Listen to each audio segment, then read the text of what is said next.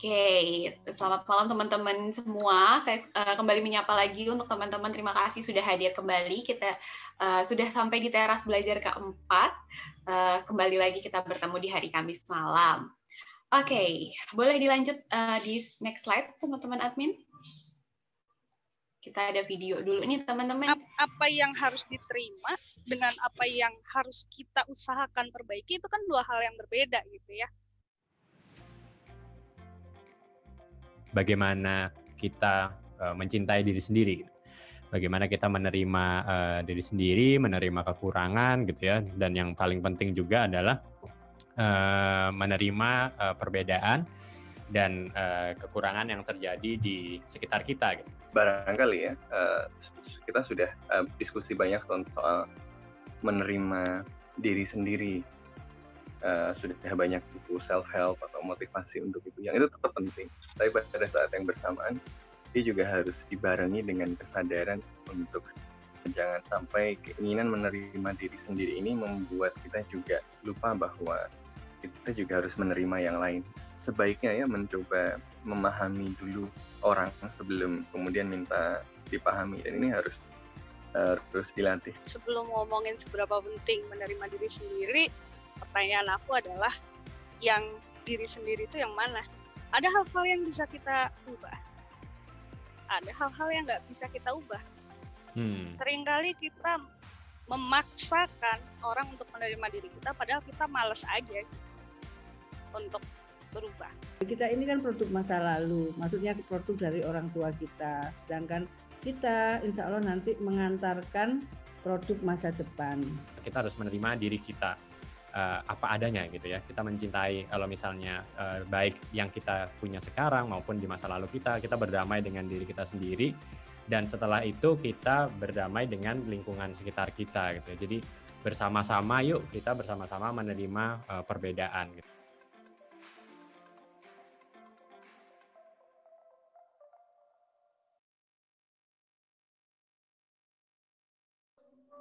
Oke, nah tadi udah disaksikan bersama ya videonya.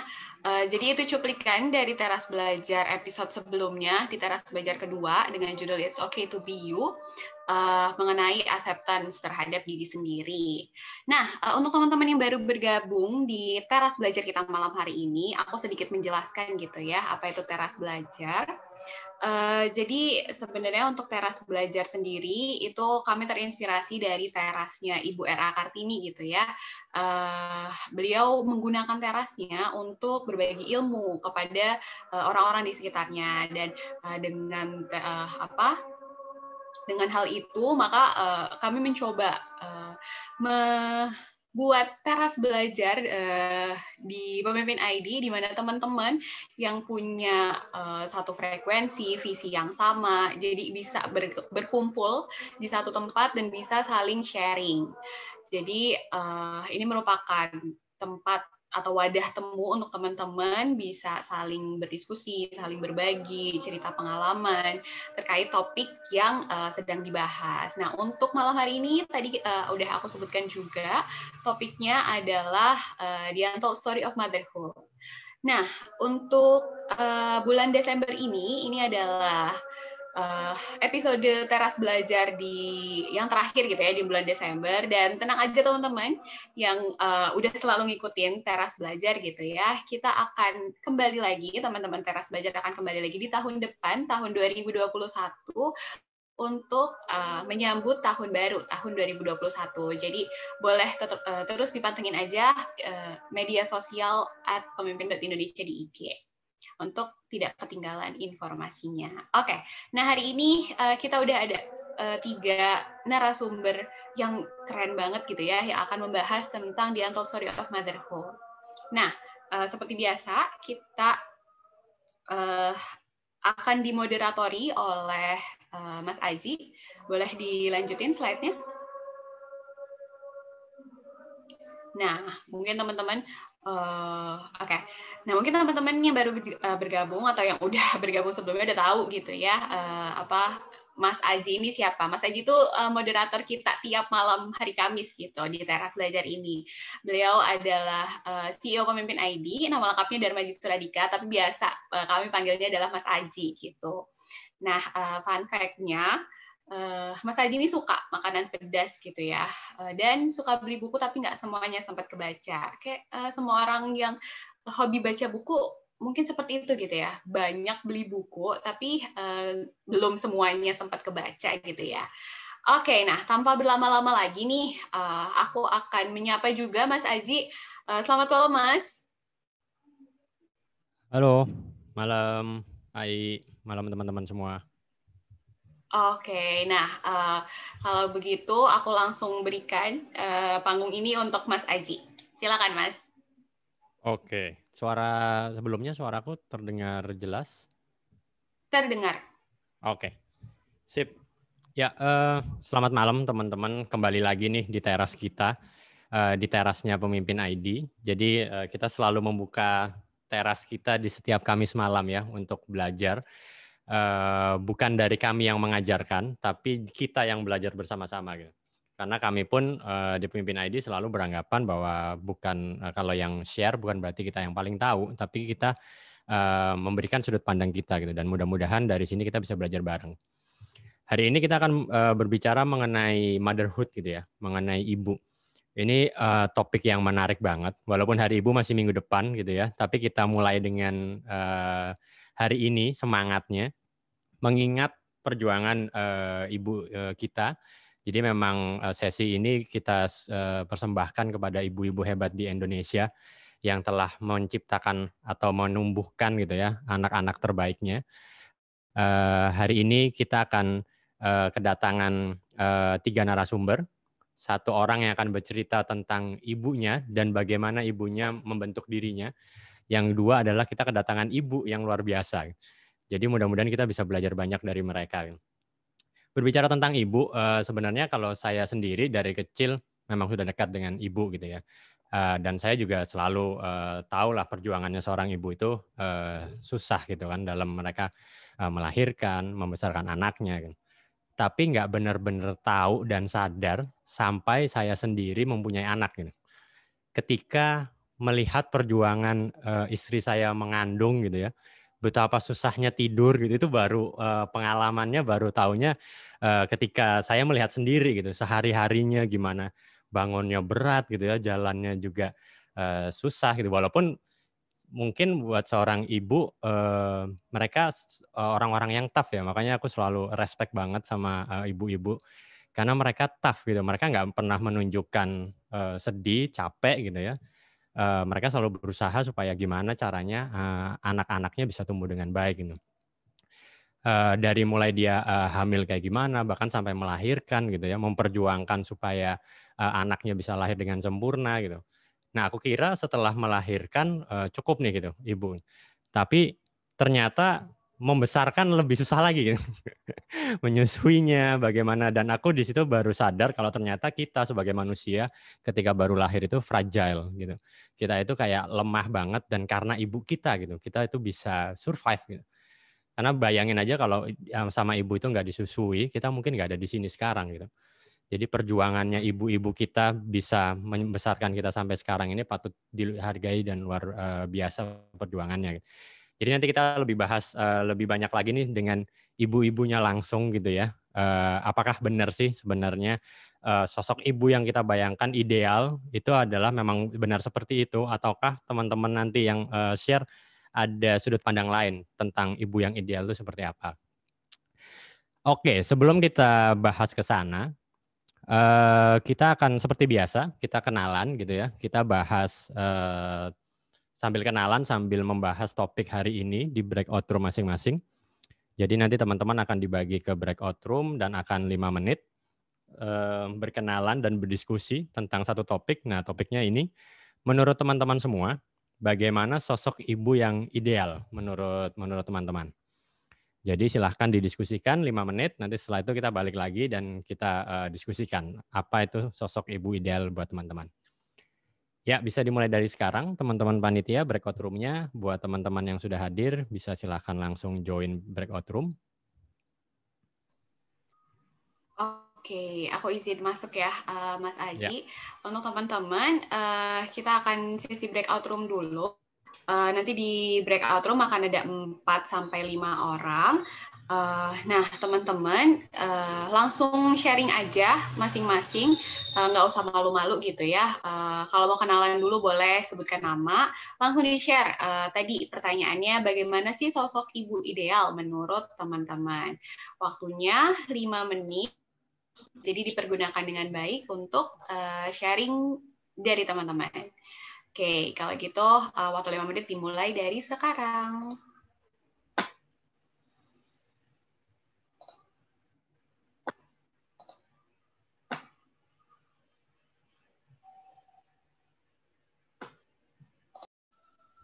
Ya, Ya, terdengar. masuk Mbak. Tempat kita berbagi cerita dan menjadi teman curhat, dan ibu juga tahu segalanya apa yang kita rasakan gitu. Terima kasih. Terima kasih Mbak Rizky Anissa. Terima kasih banyak udah share tentang Ibu. Jadi Ibu tadi tempat berbagi dan tempat yang paling mengerti kita, kira-kira gitu ya Mbak Rizky Anissa. Ya. Oke, kalau gitu yuk kita mulai diskusinya sama narasumber pertama kita. Silahkan teman-teman panitia. Biodata narasumber pertama. Kita akan berbicara dengan siapa? Oke, ini dia narasumber pertama kita, Mbak Cici Utami. Biasanya kalau kita manggilnya Mbak Cici. Mbak Cici adalah Group Head IT Business Partner at Paragon Technology and Innovation. Professional Experience, former Lead Business Analytics Manager at Unilever Indonesia. Certified Solution Consultant. Dan fun fact-nya punya ibu yang jago masak. Wih. Tapi aku nggak bisa masak. Saking ibunya jago masak ya, nggak Saking punya ibunya, kesempatan masak. Biasanya kalau ibunya jago masak, anaknya nggak boleh ke dapur, Mbak. Nggak boleh ke dapur, bener. Iya kan, bener kan? Ini biasanya kalau sama Mbak Cici kita ngomongin masalah tech gitu ya, Mbak. Sekarang malam ini kita ngomongin ibu nih. Nah, Iya, bener. Iya, ini pertama kali aku ngobrol sama Mbak Cici ngomongin di luar tech gitu ya. Mbak Cici, kita mulai diskusi hari ini dari sosok ibunya Mbak Cici deh. Tadi Mbak Cici udah bilang kan, pertama jago masak gitu. Selain itu, apa Mbak Cici yang paling diingat dari sosok ibunya Mbak Cici? Kalau yang paling aku inget itu, ini aku flashback-nya jadi ke masa kecil ya gitu ya. Jadi aku tuh asalnya tuh dari 7 kota, kampung kecil, istilahnya kampung ya, desa gitu. Jadi itu kayak sekitar 7 km lah dari Bukit Tinggi. Jadi kalau mayoritas keluarga besarku itu petani. Cuman outlier nih, mamaku tuh dengan segala keterbatasan waktu itu ya udah keep sekolah, kuliah sampai akhirnya ya udah dia jadi guru. Jadi yang aku inget tuh sering banget waktu kecil mama selalu cerita, dulu mama tuh susah gitu ya, mau apa nggak punya duit jajan, mau bayar sekolah aja susah, waktu kuliah pun untuk dapat jajan sama bantu-bantu duit kuliah tuh, ini kalau cerita tentang ibu ini ya, apa namanya, baru mulai terus kayak udah mulai ini ya. Buat itu aja susah, sampai harus kuliah pun sampai kayak harus nanggung malu gitu, jualan kerupuk gitu di depan apa namanya, tempat tinggalnya tuh kayak ada asrama cowok-cowok gitu lah. Jadi menurut mama tuh kayak dulu tuh susah banget gitu. Cuman ya udah, dia tetap sekolah yang rajin sampai akhirnya udah jadi gitu. Jadi selalu diingetin dari kecil kayak, sekarang kamu udah hidupnya tuh nggak susah gitu. Jadi kayak jangan sampai malah jadi kayak nggak belajar gitu. Jadi dari dulu tuh selalu ditekaninnya tuh belajar, tugas utama tuh belajar, jangan main gitu. Jadi yang aku selalu ingat tuh belajar. Jadi mau ke dapur pun dulu selalu dibilangin mama, udah kamu ke kamar aja belajar gitu. Jadi kayak itu one of the way, ya selain aku akhirnya jadi kayak nggak hobi masak juga ya, tapi itu one of the way yang kayak selalu dibilangin belajar. Apa namanya, jadinya itu jadi motivasi sih, jadi motivasi. Jadi dari kecil aku tuh jadi kayak kompetitif ya, nggak tahu ya, dari kecil tuh kompetitif. Mungkin karena dari kecil langganan juara, jadi akan selalu ada momen aku pernah juara 2 doang nih waktu SD, kelas 1 SD aku inget nih. Aku sampai demam, padahal nggak dimarahin. Itu kayak itu sampai membekas, sampai sekarang aku inget juara 2, terus aku demam gitu ya. Padahal nggak ada yang disuruh kayak kamu harus juara, nggak gitu juga gitu. Terus kalau misalnya aku baca-baca dari sekarang kan banyak juga orang-orang bilang, banyak orang tua yang bikin anaknya stres gitu, karena selalu bilang anaknya harus ranking, harus ini, harus itu. Terus aku coba refleksi juga nih ke masa lalu, ini aku dulu stres apa gimana gitu. Tapi nggak juga sih, bukan nggak juga sih, nggak juga. I enjoy my masa kecil, masa remaja gitu. Mungkin aku rasa mungkin karena mama papa waktu itu fokusnya bukan ke output harus juara, tapi mereka lebih fokusnya tuh ke proses sih. Jadi kamu harus rajin belajar itu kayak diulang-ulang ya, kayak terngiang-ngiang gitu di kepala ya. Rajin belajar, apalagi TV nggak boleh nyala kalau udah azan maghrib, baru boleh nyala Oh lagi. iya benar. Benar. Terus main Sega tuh cuman boleh Sabtu Minggu, apalagi pulang sekolah langsung pulang, padahal rumahnya di belakang sekolah, di belakang rumah doang. Zaman jalan kaki. Cuman itu juga yang menurut saya jadi kayak nggak ada proses yang mengkhianati hasil kali ya. Yang saya ingat juga mama saya tuh doanya paling kenceng, apalagi kalau lagi ujian. Itu nggak cuma pas saya masih kecil, sampai saya sekarang juga misal kayak lagi mau tes gitu ya, tes kerja gitu, atau saya bilang saya mau presentasi deg-degan di besok gitu, tuh doa mama saya tuh lebih para mama saya bilang, mama udah doanya udah panjang kok, pasti semuanya akan baik-baik aja kayak gitu. Itu sampai sekarang kan. Sampai sekarang bener. Sampai sekarang bener. Kayaknya kalau belum didoain itu PD-nya kita nggak dapet gitu ya Mbak iya, ya. Bener. Tapi begitu bilang udah didoain itu kayak langsung PD-nya langsung naik gitu. Iya bener banget. Dan aku ngerasanya tuh aku tuh sadar diri aku tuh anaknya bukan anak yang pinter banget. Jadi aku tahu tuh guru jelasin hari ini belum tentu aku akan mengerti. Bisa jadi tuh baru 3 hari lagi. Aku ingat kimia SMA dijelasin hari ini, ngertinya baru minggu depan. Jadi kayak jadi aku kayak kalau walaupun sekarang belum siapa-siapa dan bukan siapa-siapa, cuman kalau aku ngeliatin perjalanan hidup dari dulu sampai sekarang, aku yakin bisa sampai di sini tuh cuman bukan faktor terbesarnya tuh adalah doa mama sih.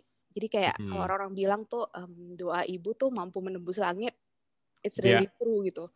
Benar-benar kalau bukan karena itu, I don't know where I will be, di mana. Makanya katanya ada yang bilang doa ibu kepada anaknya itu kayak doa Nabi terhadap hambanya gitu ya, terhadap umatnya, Jadi kayak langsung tembus, baik itu doa baik ataupun doa buruk ya, dua-duanya gitu. Makanya ibu saya juga selalu bilang ini, ibu itu ngomongnya harus hati-hati gitu. Karena ketika dia marah, doanya jelek, itu pun langsung nembus langit gitu. Jadi makanya harus benar-benar milih banget gitu. Oke Mbak, itu tadi kan ngomongin sosoknya ibunya Mbak Cici gitu ya. Tapi kalau kita ngomongin relationship-nya nih gitu, Mbak Cici waktu muda gitu ya, gimana sih sebenarnya? Waktu muda. Waktu kecil. Waktu kecil gimana hubungannya Mbak Cici sama ibunya? Aku tuh termasuk deket sama mama, tapi mungkin kalau tadi Mbak Amelia cerita di awal, tapi kita emang bukan keluarga yang terbiasa untuk saying I love you gitu. Itu kayak very rare sih. Cuman kayak dekatnya tuh deket banget, yang kayak aku selalu cerita apapun sih dari dulu sampai sekarang. Misal kalau dulu cerita tentang apa teman, guru, pelajaran, atau even kayak surat cinta yang aku terima tuh juga aku liatin ke mama, walaupun habis itu dimarahin ya. Kamu masih kecil, padahal kan nggak ngapa-ngapain orang dapat surat cinta gitu. Jadi karena itu juga sebenarnya ada hal-hal yang aku rahasiain juga kalau zaman dulu karena takut dimarahin ya. Jadi kayak udah tahu nih kalau diceritain dimarahin. Jadi kayak kalau cerita gebetan atau pacar nggak kasih tahu mama, itu dirahasiakan, takut. Tapi ada sahabat lain ya Mbak ya, kalau masalah hubungan relationship sama teman. Sama teman aja. Soalnya udah tahu dimarahin nih, nggak usah diceritain. Tapi kalau hubungan yang lain tuh yang saya kerasa dulu ya, kalau saya lihat dulu saya ngerasanya banyak banget larangannya. Saya kayak banyak banget larangan zaman dulu, kayak kamu nggak boleh nginep di rumah teman, tapi teman saya boleh nginep di rumah saya kayak gitu. Sama itu Mbak. Iya, aku juga dulu kayak misalnya dibilangin jangan pulang jangan pulang malam-malam gitu kan. Terus saya selalu bilangnya iya pulangnya pagi gitu. Karena kan kita dulu anak-anak aktivis ya, rapat sampai pagi gitu kan kalau di kampus gitu. Nah, terus banyak itu apa lagi ya, larangan nggak pulang sekolah harus langsung pulang kecuali kalau lagi ada les, atau nggak boleh pergi jalan-jalan sama temen tuh, nggak ada, mainnya di rumah aja. Iya benar. Nggak boleh baca komik. Saya pernah ketahuan baca komik dalam kamar, dilempar komiknya, takut banget ya. Jadi kayak jadi pas saya kuliah sih baca sih karena udah jauh dari orang tua waktu itu. Jadi kayak hubungannya kayak apa ya, karena banyak larangan mau nggak mau, mungkin waktu itu apalagi waktu SMA itu kan lagi hormon lagi itu sering banget sih arguing, berantem. Akhirnya nanti ya udah mama marah-marah, ya udah saya nangis ngambek gitu. Atau ada momen yang ada juga momen yang kayak jahat banget sih zaman dulu ya, kayak ya udah kita berdua jadi sama-sama nangis gitu, kayak ya udah ya anaknya bandel banget ya, mamanya bilang apa selalu dijawab gitu ya. Mbak Cici berapa bersaudara sih Mbak kalau boleh tahu Mbak? Aku 2, adikku 1 cowok. Oke. Ya berarti cewek sendiri ya di sendiri, keluarga. Iya, jadi kayak arguingnya, jadi kayak ya adekku tuh udah ngelihat 2 orang wanita dominan kayaknya udah pusing di rumah kayak berantem mulu. Tapi nggak pernah kepikiran sih waktu itu kalau itu menyulitkan sih.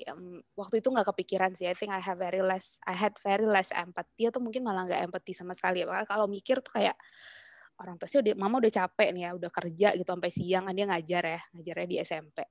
Pulang ke rumah harus masak, harus beres-beres rumah. Kalau kita nggak punya asisten rumah tangga kayak zaman dulu, ya sampai sekarang pun enggak sih. Semuanya dikerjain sendiri apa? Nyuci, nyetrika, bersihin rumah like semua. Saya paling bantu-bantunya tuh nyuci piring sama nyapu, itu juga kadang kalau mama udah cuci tolongin mama gitu, terus nadanya udah naik gitu. Kalau enggak tuh kayak ya enggak gitu. Jadi kayak kalau diingetin zaman dulu tuh ini ya, kayak ya berasanya tuh kayak jahat ya, jahat banget sih. Padahal semua larangannya tuh buat kebaikan saya. Kalau saya liatin, kalau mungkin dulu nggak dilarang-larang, saya nggak tahu ya ketika jauh dari orang tua, waktu saya udah merantau nih, kan saya kuliahnya di Depok ya. Waktu saya udah di Depok, jauh dari orang tua, mungkin kalau nggak pernah ada larangan-larangan semacam itu, saya juga nggak tahu sih akan jadi seperti apa gitu. Karena yang saya ingat ketika saya udah kuliah, saya tuh selalu ingatnya ini kayak, larangan semua rajin belajar, larangan tuh kayak di kepala muter-muter ya. Jadi kayak bikin saya mungkin rasanya juga jadi lebih lurus aja, nggak yang macam-macam waktu jauh dari rumah. Tapi kalau mungkin Mbak, kalau misalnya inget larangan-larangannya lagi gitu ya, itu kan itu pada waktu kita dulu dilarang itu kan kayaknya sebel banget gitu. Tapi sekarang ketika kita udah dewasa, sempat mikir nggak sih Mbak, larangan itu ternyata ada untungnya gitu. Pernah ada momen itu nggak gitu? Atau mungkin sekarang apa nih kira-kira didikannya mamanya Mbak Cici dulu yang sampai akhirnya sekarang jadi ngebentuk Mbak Cici gitu? Banyak banget sih larangan. Misal kayak larangan kalau dulu yang aku pikir bikin aku misalnya kayak larangan nggak boleh pergi-pergi gitu ya. Even sampai kuliah pun ya udah aku mainnya di kampus doang. Jadi kalau nggak pernah pergi yang ke tempat-tempat yang enggak gitu lah ya. Karena emang selalu ada larangan. Atau kayak selalu dibilangin rajin belajar yang itu bikin aku ngerasa I have to give my best effort gitu. Jadi at any moment apapun yang aku kerjain sekarang itu jadi bikin aku juga kayak trying untuk selalu giving my best gitu. That's giving my best karena ngeliatin juga orang tua lead by example ya, kayak how actually they do a lot of hard work gitu yang ngebesarin anak-anak, tetap kerja. Jadi aku lebih kayak membentuk aku itu sih, kayak ngeliatin how mama raise me up gitu sih. Oke. Kalau misalnya tadi kan kita ngomonginnya masa lalunya gitu ya, dan sekarang kan kita udah grown up gitu kan. Kalau aku pribadi nih, kalau aku share gitu ya, aku jadi ngerti ternyata ada pentingnya, apalagi ketika aku sekarang punya anak 1 gitu ya. Ternyata rasanya jadi orang tua itu segitunya gitu. Kita tuh nggak mau anak kita itu merasa sakit gitu kan. Jadi akhirnya jadi kayak realize gitu, makanya dulu ibu kayak gitu ya, kenapa bapak seprotektif itu misalnya gitu. Nah kalau sekarang Mbak Cici hubungannya gimana sama ibu? Kalau sekarang hubungannya ini sih juga sih, due to COVID aku udah hampir setahun nggak ketemu, terakhir kayak Januari deh karena udah COVID, habis itu lebaran nggak pulang. Jadi kalau aku mikirin balik lagi nih, sebelum hubungannya kayak gimana, aku mikirin actually it's not easy being a mom ya. Ya even tuh semua ibu tuh pasti strong gitu ya. Cuman tuh kayak mulai dari yang tadi kamu bilang, udah belum tentu semua orang juga dapat kesempatan jadi ibu, itu first ya. Yang kedua habis itu hamil, menyusui, terus terlebih dengan dia harus membesarkan anak-anaknya. Kalau aku bayangin lagi nih how I was behave dulu, mungkin kalau dulu kebandelannya tuh bikin satu goresan, I don't know seberapa gede luka yang udah kebikin ke mama gitu kali ya. Cuman kayak ya udah tetap mereka berbesar hati gitu kan, kayak ya udah ya berbesar hati. Kalau dulu mungkin waktu kecil kita mikirnya love-hate relationship, padahal pasti mama tuh mikirnya tuh udah endless love gitu nggak sih? Kayak nggak ada hate-nya gitu. Padahal kita udah kayak mikir nih kayak, jadi kalau sekarang itu kalau aku mikirnya kayak, apalagi kalau ngeliatin album terus bandingin sama video call, kan kelihatan mereka menua banget gitu ya. Iya, benar. Sedih Ji. Kayak mereka udah gedein anak, abis itu anaknya udah gede terus dilepas jauh gitu kan. Even mereka tuanya cuma tinggal berdua doang di rumah gitu. Cuma bisa ketemu sama anaknya lewat video call, dan itu belum tentu tiap hari ya. Benar. Itu juga kayak even mungkin anak-anaknya itu, even aku juga kadang kalau udah sibuk kerja, ya udah ya udah kadang udah nggak nelfon juga tiap hari, 1 kali 2 hari itu like even kadang 1 kali 3 hari gitu. Jadi kalau misalnya aku nge-reflect, aku nggak tahu sih besaran hati mamaku dan juga semua ibu dunia itu insya Allah surga ya balasannya. Jadi kalau tadi pertanyaan buat yang breakout room itu kan pertanyaannya adalah tipikal ibu ideal itu seperti apa gitu. Kalau misalnya ditanya kayak gitu, apakah mama saya tuh tipe ideal? Kalau menurut saya iya ideal buat saya. Tapi kalau misalnya ditanya, jadi kalau tipe idealnya orang ibu tuh kayak gimana? Even though I'm not a mom yet, tapi menurut saya tuh kayak setiap ibu itu udah punya their own battle gitu ya. Udah kayak jadi I know apapun yang mereka lakukan, at the time mereka udah berusaha memberikan yang terbaik sih untuk anak-anak dan keluarganya mereka. Oke. Dan mungkin untuk menutup, Mbak Cici, seandainya gitu ya, Mbak Cici boleh milih lagi ibu sedunia gitu. Mbak Cici masih milih ibunya Mbak Cici nggak buat jadi ibu? Pastilah ya. Tapi aku kalau udah bisa milih, aku akan jadi anak yang lebih baik ya. Oke. Itu kayaknya wish-nya semua anak di dunia kayaknya. Iya. Ini aku senang banget sih di-invite ke sini. Mungkin tadi kan jadi kayak sebelum di-invite ke sini kan aku akhirnya mikirin apa yang harus aku omongin gitu kan ya. Jadi kayak ini lagi ya, mungkin ada hal yang sebelumnya juga nggak kepikiran, cuman karena aku harus nge-share ini jadi kayak ya udah dari tadi siang tuh bawaannya udah kayak berkaca-kaca. Serem, sedih. Ya. Thank you Mbak Cici. Ya ini jujur nggak cuma Mbak Cici doang yang berat, aku pun berat nih ngomongin ibu.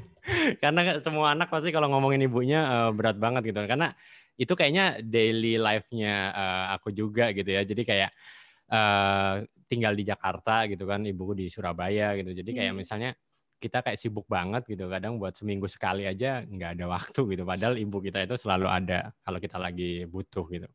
Anyway, kita nanti balik lagi Mbak Cici. Makasih banyak udah share dan titip salam ke ibunya. Nanti kita balik lagi di belakang buat tanya jawab Mbak Cici. Kita lanjut dulu teman-teman ke narasumber berikutnya. Ini ada Mbak Tita. Ini juga ibu luar biasa yang mentorku juga. Ini aku balik kayak sebelum-sebelumnya agak nervous kalau ngewawancarain guruku gitu ya, mentorku. Dan Mbak Tita ini ibu dari 3 anak ya Mbak ya. Dan bahkan Mbak Tita ini foundernya Ganara Art. Dan Ganara itu nama anaknya, ya Mbak ya. Jadi betul. 3 anaknya itu disingkat jadi namanya Ganara. Oh iya, bentar Mbak. Sebelum kita ke Mbak Tita, aku kelupaan nih. Ada polling dulu seperti biasa. Ntar aku balik lagi ya Mbak Tita. Ya, dari talkshow pertama nih tadi sama Mbak Cici, teman-teman. Kira-kira sosok ibu yang ideal buat teman-teman apa? Nah, yang pertama, ibu yang bisa menjadi pengayom untuk anak-anaknya, atau ibu yang bisa menjadi guru pertama, atau semua ibu itu ibu yang ideal. Wah, coba. Menurut teman-teman apa nih? Kalau udah dipilih, silakan disubmit.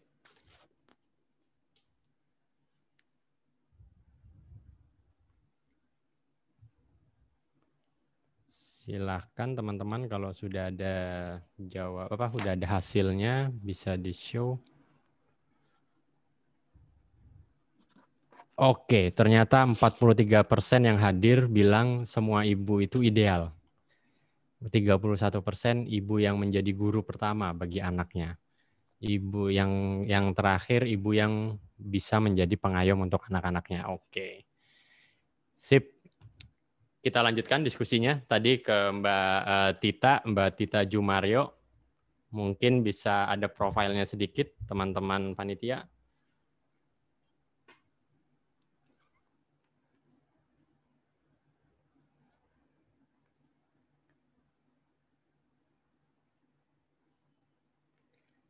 Ya, Mbak Tita Jumario, founder dari Ganara Art dan Mari Berbagi Seni. Professional experience-nya Mbak Tita ini Indonesia Market Sector Expert in Contemporary Design and Art dan owner and art director at Ganara Art Studio. Fun fact, selama pandemi jadi hobi lari di jogging track kecil di halaman belakang untuk menurunkan stress level. Wah, ini penting banget, Mbak. Yang penting keluar dari rumah aja kayaknya udah seneng gitu ya. Itu nggak keluar dari rumah sayangnya, di halaman belakang doang. Di belakang doang gitu ya. Oke, yang penting fresh ya, Mbak ya. Yes. Yang kedua, profesi awal seniman, tapi harus mengalah karena harus membesarkan anak-anak baru 2020 ini mulai berkarya lagi. 2020 melukis lagi. Ada hashtagnya kalau dicari 2020 melukis lagi. Tapi baru silakan teman-teman, hashtag 2020 melukis lagi. Mbak Tita ini gerakannya banyak banget Campaign-nya juga banyak banget, Mbak Tita. Oh, ini sedikit tentang Ganara Art nih. Ganara Art adalah singkatan dari 3 putranya Mbak Tita. Anaknya Mbak Tita 3 laki semua ya Mbak ya? Betul. Jagoan semua, luar biasa. Ini semua sebenarnya dalamnya uban nggak kelihatan aja. Makanya di chatnya rutin ya Mbak? Iya, di chatnya rutin betul.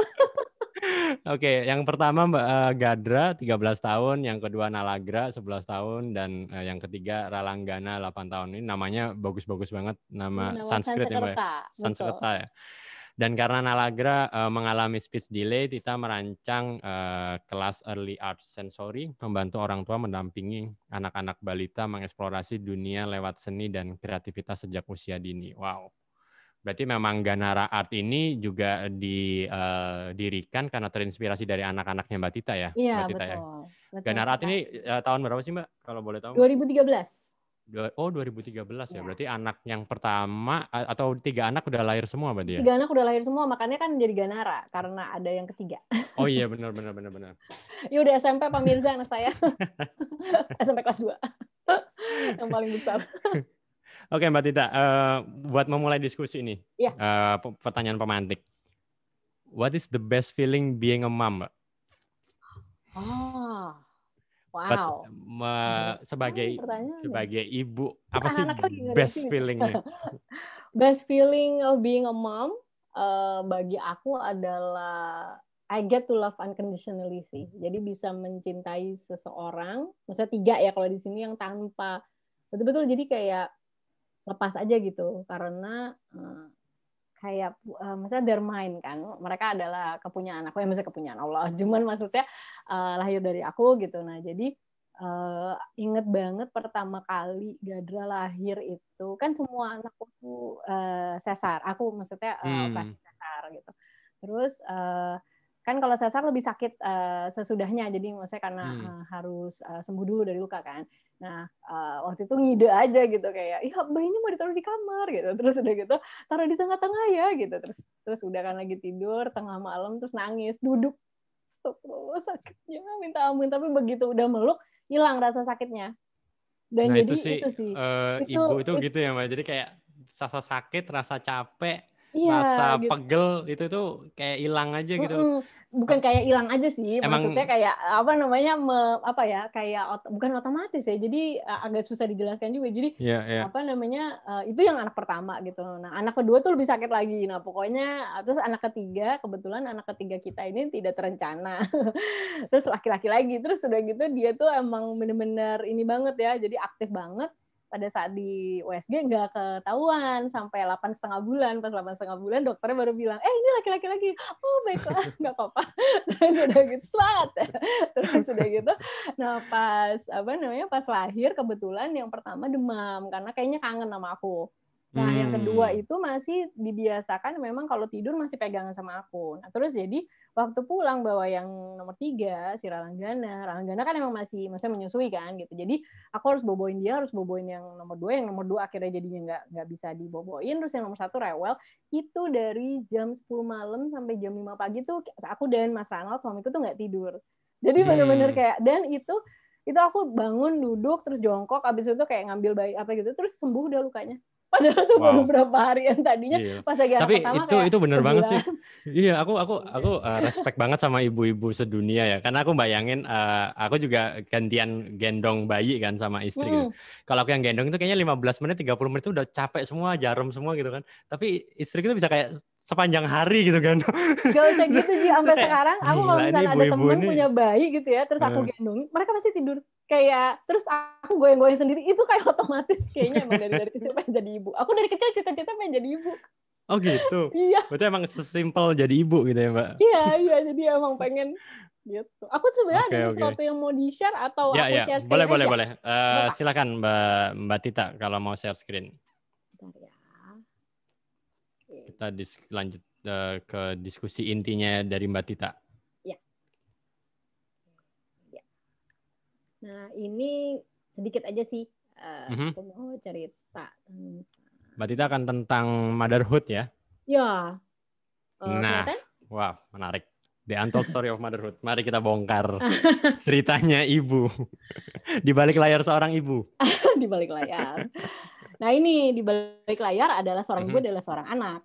Jadi aku anak kedua dari 3 bersaudara.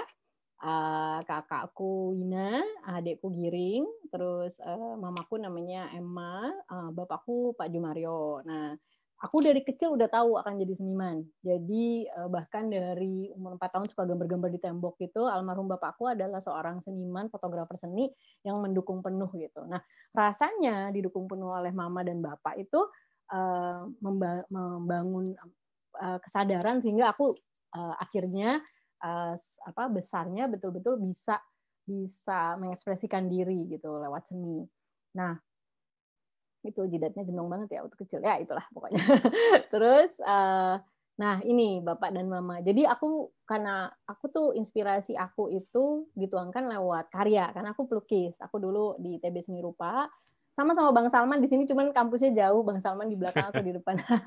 Terus aku di studio seni lukis. Ini karya tugas akhir aku. Ini adalah muka bapak, kelihatan nggak Ji? Yang sebelah kiri yang ada 4 orang. Itu bapak lagi senyum. Oh, oke. Ada kacamatanya. Agak buram tapi kelihatan sih, Mbak. Agak. Ya. Jadi ini besar sekali, ukurannya 5 x 6 meter, dan ini aku ngerjainnya setahun tugas akhirnya. Dan ini semuanya tuh cetakan-cetakan foto kecil di kanvas gitu, yang sebenarnya itu perjalanan hidup almarhum bapakku. Jadi bapakku tuh dan ini dikerjain full 100% sendiri ya, Mbak Tita? Dibantu juga sama Mas Ranald. Oh, Mas Ranald. udah pacaran dari kuliah. Okay. Wah, berarti dua-dua seniman ya. Iya. Nah, jadi ini betul-betul karya ini tuh. Jadi aku kebetulan aku keterima di ITB. Kita masuk ITB tuh Agustus ya, Man ya. Kita kayak 17 Agustus ya masuk ITB, terus di ospek bareng gitu. Nah, tanggal 6 September bapakku meninggal karena stroke. Jadi capean terus, dan ini kan mimpinya bapak. Jadi mimpinya bapak tuh aku masuk ITB Seni Rupa. Dan jadi setelah masuk aku selalu mendedikasikan karyaku untuk bapak, dan ini tugas akhirnya. Nah, jadi ini foto-foto perjalanan hidup bapak, bahkan ada yang pas menikah, pas aku lahir, pas di pemakaman juga ada gitu. Nah, dan yang sebelah kanan ini mamaku. Jadi ini sebenarnya aslinya adalah foto. Ini ada di belakang lukisannya. Nah, jadi ini dari fotonya bapak mau memfoto mama pada saat hari pernikahannya, lagi habis akad, terus lagi nengok, terus difoto sama bapak gitu. Nah, terus ini interpretasi aku terhadap lukisannya.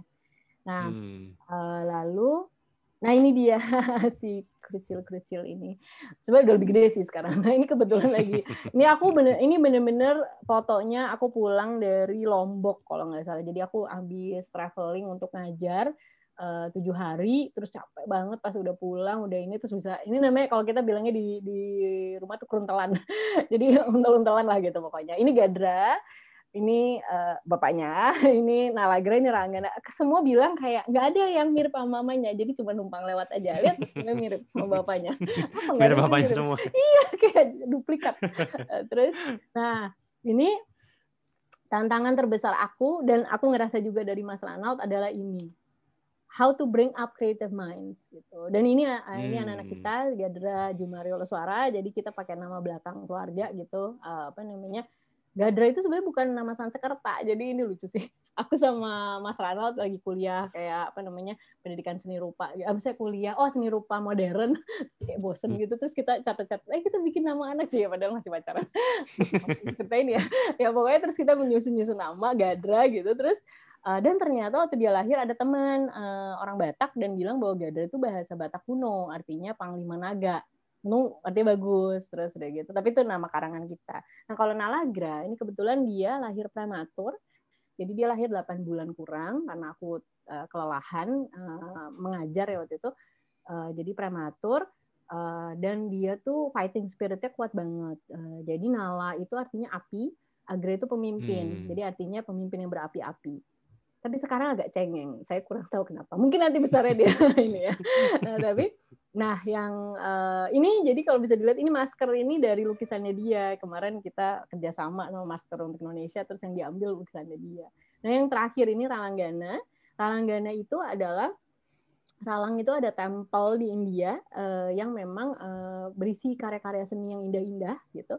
Dan Gana itu nama kecil Ganesha, dewa Ganesha. Nah jadi Ralang Gana tuh jadi, dan tempel itu tuh membawa kemakmuran gitu. Jadi kita ingin dia menjadi Ganesha yang makmur gitu. Nah dan dia nggak mau namanya dipisah. Jadi sekarang dipanggil Ralang Gana. Jadi eyangnya suka marah-marah. Kenapa sih panjang banget namanya gitu ya? Itu kan anak yang mau ya gimana? Nah ini yang memang akhirnya kenapa Ganara itu menjadi penting gitu, selain memang terinspirasi dari anak-anak, akhirnya aku bisa melihat dunia, maksudnya melihat Indonesia secara keseluruhan, bahwa passion yang aku berikan ke anak-anak itu aku ingin berikan ke semua anak gitu. Makanya Ganara terlahir karena itu gitu. Nah jadi akhirnya menjadi tujuan utamanya pendidikan seni untuk perubahan sosial. Nah tapi the untold story of motherhood, kalau misalnya bisa dilihat, ini yang di Lombok, habis itu ini yang di Saparua, ini nggak kelihatan hanya dari foto saja gitu. Tapi yang tidak terlihat adalah bahwa ini aku pergi ninggalin rumah tuh 7 hari, lalu aku pergi ninggalin rumah ini 8 hari gitu. Nah dan hal-hal yang terjadi gitu ya, maksudnya kita sudah aku dan suamiku tuh we made a promise gitu ya, bahwa pada saat aku harus keluar kota dan harus bekerja gitu, harus mengajar dan sebagainya, bapaknya yang jaga anak-anak, dan itu has worked very well for us gitu, dan anak-anak juga paham gitu bahwa aku tuh memang punya kewajiban bekerja gitu. Tapi yang the untold story is that berat sekali sebetulnya buat aku gitu, dan itu tuh kan nggak diceritakan ya gitu. Makanya aku juga setuju sama Mbak Cici gitu, maksudnya aku seneng banget diundang hari ini gitu, karena nobody ever asked me that gitu. Maksudnya nggak pernah ada yang bertanya sebetulnya seperti apa sih, maksudnya pasti pahamnya tuh ya udah gitu, jadi ibu bekerja dan ini. Bahkan aku pernah ada pengalaman dikonfrontasi sama sesama orang tua murid gitu, kayak sebetulnya dia biasanya dikonfrontasi itu benar konfrontasi. Jadi orang tua muridnya temannya Nalagra gitu yang nanya gitu, sebenarnya sih masalah ini apa sih yang bisa lo keluhin sebagai ibu bekerja gitu, maksudnya lo jadi nggak bisa ngurus anak, lo jadi nggak bisa ngecekin PR-nya dia gitu. Hah, gimana? Ya tetap bisa sih, cuman maksudnya bahwa ada stigma itu, bahwa maksudnya ibu yang bekerja itu sudah pasti nggak bisa ngurusin anak-anaknya gitu. Nah sedangkan aku maksudnya dalam keadaan yang benar-benar sibuk pun tuh aku berusaha gitu.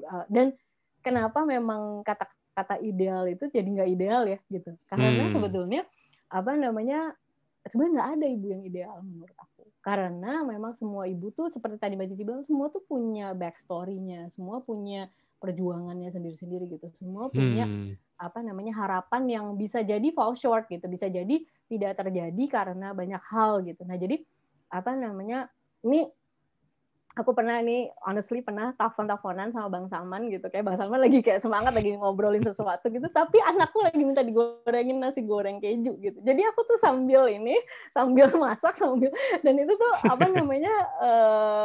itu intens gitu pembicaranya, cuman tetap harus bisa masak gitu. Nah, tapi maksudnya ya, tapi maksudnya gini, menurut aku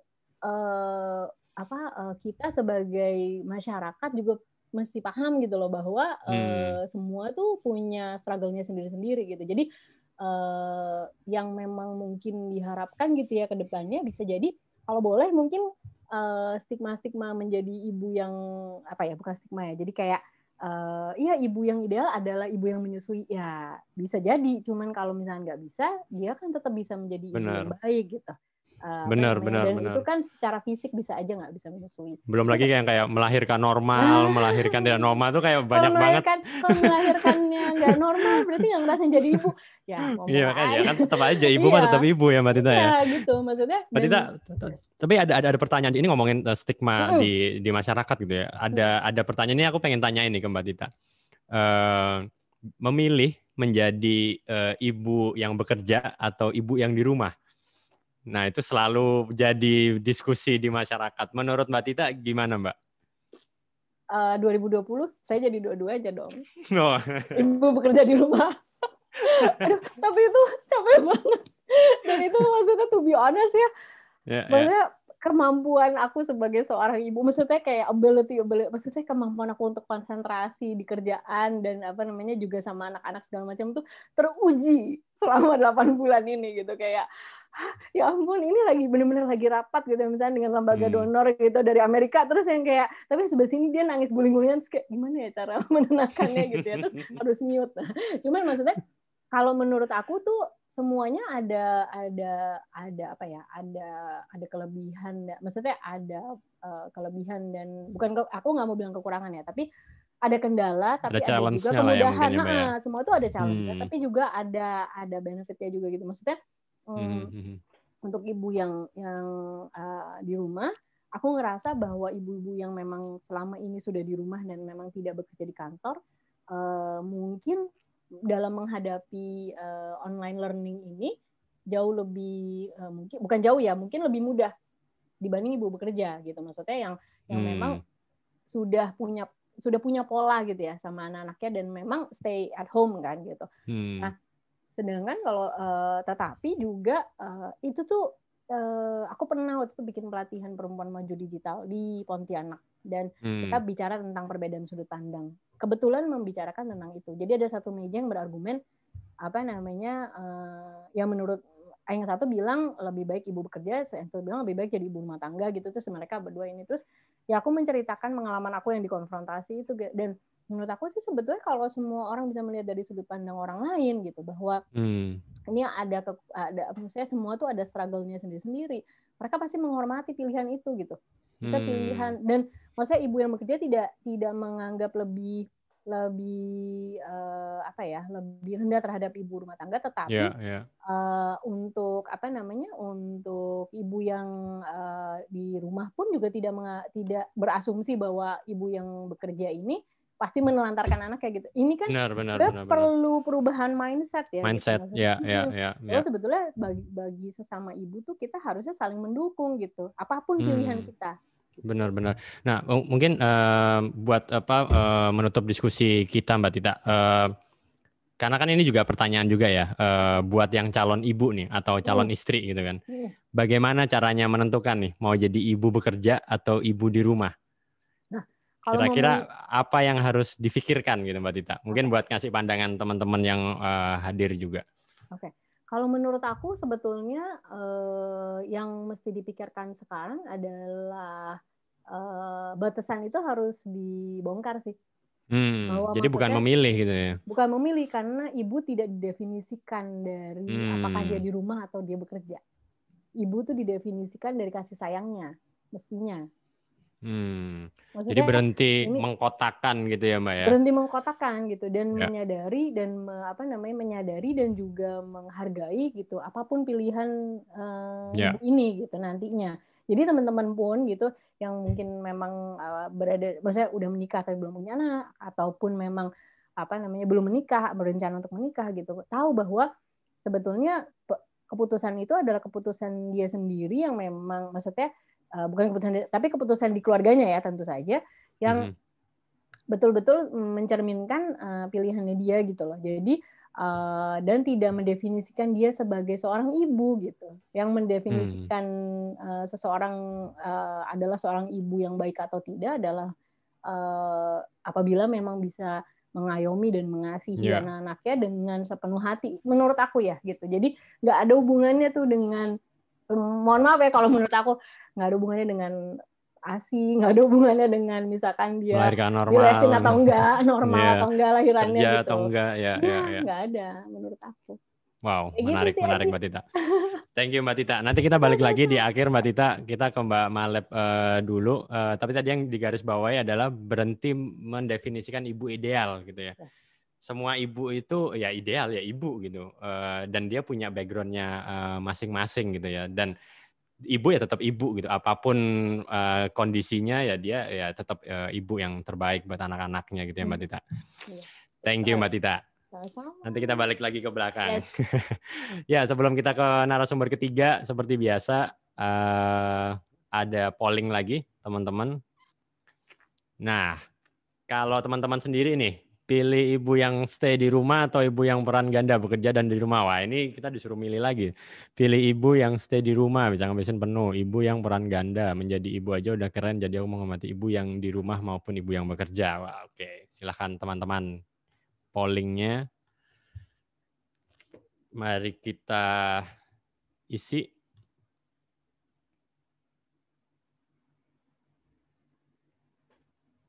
Wah, ini Bang Salman juga hadir, Bu Susi juga hadir. Malam Bang Salman, Bu Susi, teman-teman semua.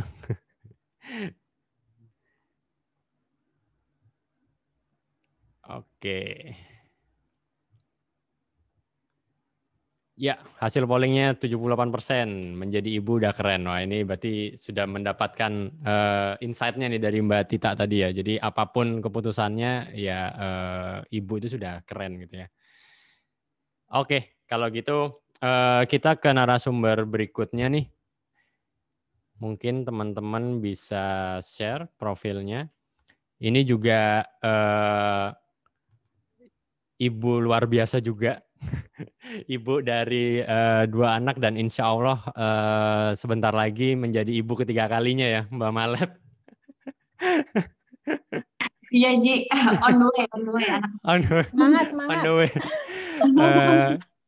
Dan aku jujur ngikutin banget yang Mbak Malep share di Instagram. Jadi aku belajar banget dan aku itu share ke istriku juga. Jadi emang banyak banget belajar dari Mbak Malep. Mbak Malep ini professional experience-nya dulunya business support at Maxima dan juga quantitative research executive at Cadence International. Fun fact-nya nggak bisa naik sepeda. Sampai sekarang Mbak Malep nggak bisa naik sepeda. Iya. Oke. Jadi nggak bisa ikutan tren yang lagi hype sekarang ya. Pada sepeda semua, aduh. Aku nggak bisa apa-apa nih naik sepeda. Oke. Suka banget sama rambutan. Mantap. Kalau Mbak Malep mungkin buat mulai, Mbak Malep sekarang masih aktif di Maxima atau part time atau benar-benar fokus ke gedein 2 anak? Aku sebenarnya sekarang masih full time di Maxima, tapi memang karena tidak ada yang bisa mengatur ekspektasi cara bekerja saya, kecuali suami saya gitu ya. Jadi emang bisa dibilang sangat fleksibel sih waktunya. Jadi kapan lagi ada kerjaan yang membutuhkan fokus banget, baru aku mungkin jam-in yang daily dan rutin gitu. Oke Mbak Malep. Mbak Malep, sebelum ke presentasinya Mbak Malep nih, pertanyaan yang sama nih Mbak ke Mbak Tita. What is the best feeling being a mom, Mbak? Apa yang Mbak Malep senang, bangga sebagai ibu? Kalau aku mungkin ngerasa pas jadi ibu tuh kayak ngerasa dibutuhin banget sama anak. Aku tuh nggak pernah ngerasain perasaan kayak gitu, kayak kok ada ya manusia segitu cintanya sama aku, padahal emang dia butuh ya sebenarnya, tapi aku GR aja, merasa dia tuh cinta banget sih sama aku, kemana aja diikutin, kalau nggak ada aku dia nggak bisa tidur, sampai hal-hal yang kayak gitu. Jadi aku ngerasa emang benar-benar attachment sama anak tuh membahagiakan banget gitu, Ji. Itu kayaknya ya mungkin the best. Terus mungkin ini ya, anak tuh kayak reason terkuat untuk kita jadi orang yang lebih baik, karena kita saking takutnya untuk nurunin hal-hal buruk ke anak, jadi berusaha sekeras mungkin deh kayaknya dibanding reason-reason lain. Kayaknya anak tuh jadi reason yang paling utama ya untuk kita jadi orang yang lebih baik gitu sih. Kalau yang aku rasain sih kayaknya itu. Mantap. Bener, itu jujur juga aku rasain, tadi Mbak Tita juga di depan bilang unconditionally love ya. Aku dulu jujur nggak percaya first love, love at the first sight, itu aku nggak percaya. Terus habis itu unconditionally love juga aku, ya kecuali orang tua gitu ya, nggak percaya juga gitu. Tapi ketika aku ngelihat istilahnya anak aku lahir gitu ya, pertama kali ngelihat, oh ternyata rasanya love at the first sight tuh kayak gitu ya. Ngelihat orang dan kita nggak tahu dan kita nggak butuh apa-apa dari dia, ya udah cinta aja gitu. Itu tuh bener-bener dirasain, dan mungkin itu yang tadi Mbak Malep bilang gitu ya. Jadi sebagai seorang ibu, ya udah kita nggak butuh apa-apa kecuali ya memang kita mau mencintai anak kita gitu ya Mbak ya. Oke Mbak Malep. Ya Mbak Malep punya presentasi katanya yang mau di-share ya. Aku mungkin cerita dulu kali ya Ji sebelum. Boleh. Sebelum screen. Jadi mungkin aku cerita pengalaman aku sebagai ibu. Kayaknya Judulnya Aku Adalah Ibu Yang Galau sebenarnya. Wah, kenapa nih, Mbak? Ceritanya gini, waktu aku tuh menikah nggak langsung punya anak, Ji. Jadi 2 tahun tuh kosong. Terus udah gitu. Jadi bisa dibilang kehidupan pasca menikah sama sudah menikahnya nggak terlalu jauh berbeda gitu. Saya masih tetap kerja full time. Terus waktu itu juga ambil S2 sekalian gitu. Jadi nggak berasa kayak goyang banget hidupnya, sama aja gitu sebelum dan sudah nikah. Sampai akhirnya hamil sekitar usia kandungan itu 7 bulan, di belakang kantor tuh lagi hujan-hujanan gitu, nunggu dijemput sama suami, tiba-tiba jatuh. Harus masuk UGD saat itu juga. Dan itu kayaknya pertama kali aku harus mengambil keputusan besar dalam hidupku, karena aku merasa nggak sanggup nih ngejalanin 3-tiganya secara bersamaan. Jadi ibu, terus udah gitu kerja full time, terus udah gitu lagi deadline juga tesisnya gitu. Kalau misalnya aku nggak nyelesain tesis tuh kayak beberapa bulan lagi aku di kick out dari IPB gitu. Terus akhirnya aku mutusin ya, punya anaknya udah susah gitu ya, udah 2 tahun kosong, kayaknya keputusan yang paling logik waktu itu adalah berhenti kerja. Terus aku berhenti kerja, alhamdulillah nggak lama anak pertama aku lahir, terus aku juga berhasil lulus. Sampai akhirnya ketika anakku usia 9 bulan, aku ditelepon-teleponin lagi sama mantan-mantan bos yang dulu. Lat, mau kerja lagi nggak? Soalnya kita butuh nih, kan anak lo udah gede juga, udah bisa ditinggal. Terus aku share ke suami kan, gimana nih, boleh nggak ya kerja lagi? Gitu. Terus suamiku mengizinkan. Terus ya udah kita siapin semua support sistemnya. Terus nge-hire mbak. Terus gitu ngajak mertua ikut tinggal di rumah juga biar biar bisa bantu ngawasin, dan aku pergi kerja dengan tenang gitu. Tapi ternyata konfliknya datangnya cepet banget, Ji. Nggak nyampe 1 bulan gitu ya. 1 bulan, baru 1 bulan aku kerja, tiba-tiba mbaknya kabur dari rumah. Wow. Itu kondisinya, anaknya kan si Tara tuh baru 9 bulan gitu. Terus ibu mertua aku tuh usia udah 70-an. Jadi aku nggak kebayang di rumah tuh paniknya kayak apa. Orang tua mungkin nggak terlalu terinformasi gimana cara manasin asi perah yang kayak gitu-gitu. Jadi aku gimana ya gini. Terus tapi sebenarnya selain kejadian itu, aku merasa suamiku tuh udah risau sama jam kantorku gitu. Karena gini, aku tuh kerja di industri market research, kantornya ada di Kuningan, sementara rumah di Cibubur. Waduh. Harus masuk ke jam 9. Nah, berangkat kalau naik bus atau kendaraan umum tuh harus jam 6 pagi. Karena kalau udah terlambat 15 menit aja, pasti telat. Telat banget, bisa jauh banget bedanya. Jadi berangkat jam 6, pulang itu kalau di market research tuh teman-temanku paling sore pulang habis maghrib atau jam 7 lah kalau lagi nggak ada kerjaan. Jadi rata-rata aku biasanya dari kantor jam 8-an sampai rumah tuh jam 10 malam tiap hari, hampir tiap hari kayak gitu. Setiap hari tuh. Iya, terus udah gitu suamiku tuh kantornya lebih dekat dari rumah. Jadi di daerah Jatiwarna gitu ya. Jadi dia paling cuma butuh setengah jam lah untuk mobilisasi dari rumah ke kantor gitu. Sampai suatu hari tuh suamiku tuh kalau nyambut aku pulang gitu, aku baru turun dari ojek, dia gendong anaknya, karena anakku tuh nggak bisa tidur kalau nggak ada aku, gendong anak nangis-nangis di luar pagar gitu. Jadi aku kayak, oh ini udah sign nih. Nggak ngomong sih, Di, nggak ngomong bahwa kayaknya atau segala macam. Cuma dia nunjukin aja gitu kan. Jadi aku merasa momentum mbaknya kabur itu jadi kayak menguatkan, ya udah deh, apa sih yang aku kejar gitu kan. Akhirnya aku memutuskan untuk resign lagi. Nggak peduli tuh waktu itu reputasi profesional kan jadi berantakan banget gitu ya, kelihatan baru kerja 1 bulan udah resign gitu. Terus awal-awal sih happy ya, Ji, karena kayaknya kalau pas lagi jadi ibu tuh kayak berasa cuti kan. Kita dari SD atau dari TK gitu kan sekolah tanpa henti gitu kan, terus langsung kerja. Terus tiba-tiba pas jadi ibu tuh bener-bener kerasa kayak nggak ada rutinitas yang harus bangun pagi atau segala macam. Kalau aku ya ngerasain gitu.